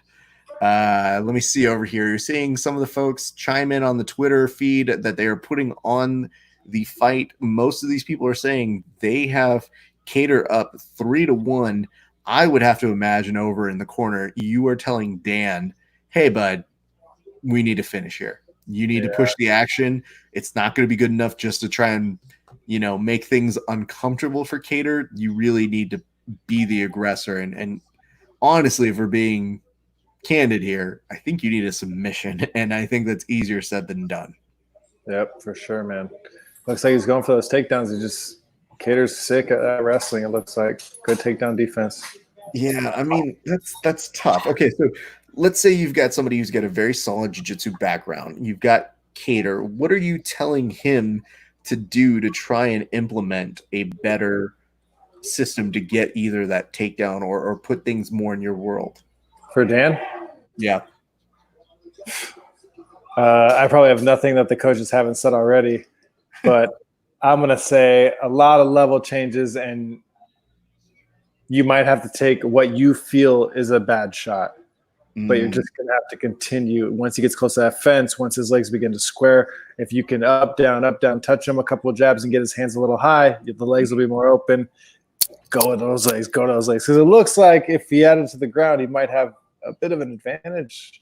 Jiu-jitsu black belt, right? Yeah. And I mean, I think you mentioned something good, which is the mix of the strategies, because it seems like he's just telegraphed the shot without trying to do any kind of jab, without trying to give any kind of indication that he's going to feint it. It's just literally been him consistently saying, like, okay, I'm going to shoot in now, and that time is closed because you will not let me. So I rescind my shot. Thank you. It's something Muay Thai kickboxing. They say don't throw naked kicks. Don't just throw a kick by itself. You got to either throw a jab or like something before it, or else they're going to see it. They're going to check it, catch it, whatever. Good call. That's cool. I like that. All right, 2 minutes and 30 seconds left to go, and the real question is going to be: is Dan Ige going to be able to put something together to go ahead and take Calvin Kattar off his game? Kattar's being very, very, very calm, very calculated. I think he kind of knows, and this is the best flurry that I ever saw from Dan Ige, and it doesn't last. Whew, very long there. Yikes. That's how long it was. Yeah, I mean, here's the dumb part. My brain, I know you're also a early riser. I've been up since 5 a.m., so I was like, oh, same. no. And I'm doing the same thing tomorrow. Oh, bless your soul for staying with us all the way through. That's how you know this is a true American, my friends. Yeah, I know my brain is like, when you wake up and it's just been go, go, go, it's like you literally get to that point where you go, oh, this is my fun. And then after my fun, I'm probably going to just die to sleep. Like, yeah, hopefully. I'm hoping I'm going out. Do you have adrenaline after fights? Is that what happens? Or do you need to ease into sleep? I take a good 10 minutes to just kind of get settled in and go out, but I'm pretty tired today, so this will be good. Good man. All right. That's the nice part. The good news is the beer sometimes I think helps. So it doesn't hurt to have this. Like there's some days where my wife's like, you need to get to bed. And I was like, I don't know what I'm supposed to do. She'll come over with a beer. She's like, just shut up. And I go, good call. That's a good teammate. Hey man, we choose our partners very, very intelligently. So fortunately, you and I lucked out very nicely. 1 minute left to go. I've got 44 seconds on my side. You are coming up on your tail end, and I don't know what to tell you, Dan Ige. It's just not looking like it's going to be your night, and I wish at the very least this was just a little bit better showing for you on the stand-up, or that you were at least able to get this into an element that would make you more competitive in your field. It's just not happening here tonight. Yeah. Hopefully he takes it as a lesson, yeah? I guess so. And Miguel Vargas, we've said it. I don't know if we can say it anymore, but yes, I would say in response to your question of who's winning, that would be Calvin Kattar. And no. I mean, props to Calvin for as this fight is slowly drudging to an end. Literally just trying to say and more violence, just to try and tell him listen, dude, I didn't need to do any of that. I just want to give you a souvenir to take home. There's some swollen eyes for you. I mean, hey man, it's again, you never know with any of these dumb judges, but I think we're pretty assured. Do you think that they're going to give Ige a chance here? That would be insane. The better question is always, I think in this particular case, did they give Ige a round? Yeah. I would argue maybe the second round, but maybe some of these guys saw something that we didn't, and it's a complete 50-45 deal. I just know personally, It doesn't look like it's going to happen on this one, but every once in a while, there's one of those ones where you go, what? Who was watching this? I'm going to go confident 49-46, unanimous decision, Kattar. 49-46. That's a good one. I would agree. We're coming up on the official fight decision, so we'll get that over to you, and then we'll also have coverage with a recap of what John Anik is going to be talking to the winner over on the side. So they shoot back over to the center of the octagon, and Kattar is looking, a little tired, but I would too. Yeah.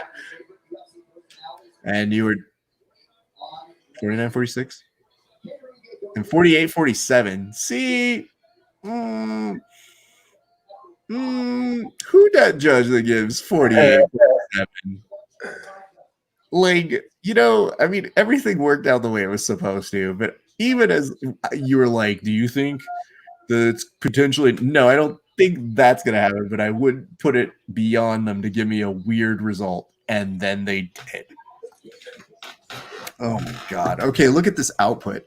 So yeah, round 2, Dan Ige was a little bit ahead. And then every other round, he was completely behind. Like, oh, Jesus, unless they're counting round 3 for IE, but even then, it's still not even in the same realm. Oh, look at that. It's a fun everybody take a selfie together.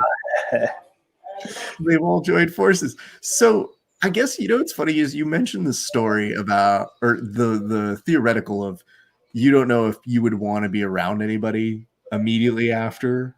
Like you might still be riding on a high of an adrenaline after a competition. We threw a tournament, and at the very end of one of the matches, this kid submits, I think, a black belt, like a purple belt submits a black belt. Okay. And this purple belt was really concerned, like, oh my God, it was like a heel hook or something. So he comes over and is like, hey man, and is trying to like give him like his props and like give him like kind of like a like bro hug thing. And it's just like, hey man, I want to, and then all of a sudden you see this black belt be like, hey man, get off me, kind of a thing. And I just remember looking at it and being like, it's not a fight, dude. You know what I mean? Like you did lose $4,000. You didn't lose $100,000. You're grappling at a local tournament, Yeah. And it's funny because I remembered the poor other guy just kind of being like, oh, sorry, like, oh. And then afterwards, the dude who did it came up to me. Hold on.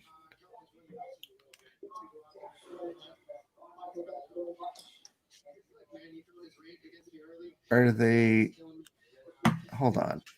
They're interviewing both, right? I guess they are. Why are they interviewing both? Main event.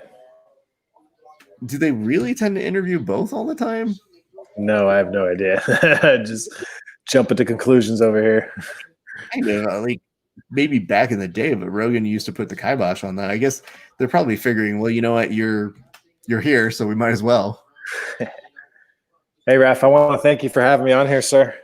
Absolutely. Let's get you on out of here. Just to remind the folks, go over Strength Mobility, Canoga Park. Our good friend Sven has, like, honestly, some of the best rolling you'll ever have. That's among just one of the things they offer. So many great things there. They've got full gym, full decked out, any kind of thing you're looking at. Great stuff. I cannot recommend him enough. Cannot thank you enough for sticking with us and having fun watching the fights here tonight, sir. This is awesome. Anytime, dude. Thank you. We'll definitely be bringing you back. You have a great rest of your night, sir. You too, man. See you. All right, you guys. I want to say thank you guys for checking out with us all evening long. We have truly enjoyed you guys joining with us. We hope you enjoyed our telecasts and our coverage of all things UFC on ESPN this evening. I guess we'll take a quick listen to what it is Calvin Kattar has to say.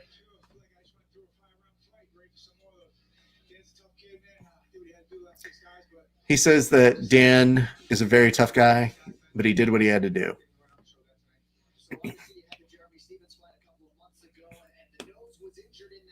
So he was saying, hey, listen, you had the Jeremy Stevens fight, but your nose was obviously injured in that, and yet here we are. Andres Ramirez Galvan, it is basically the end of the fight now. So just to let you know, you have come in at a time when the fight is already over, and the winner is one Calvin Kattar or Kattar.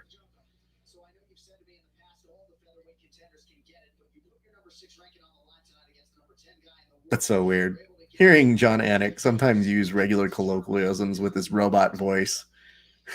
When he said something like, you said, well, actually, you were saying this guy can get it. What did you mean by that? And it's like, what do you think, dude? Jesus Christ.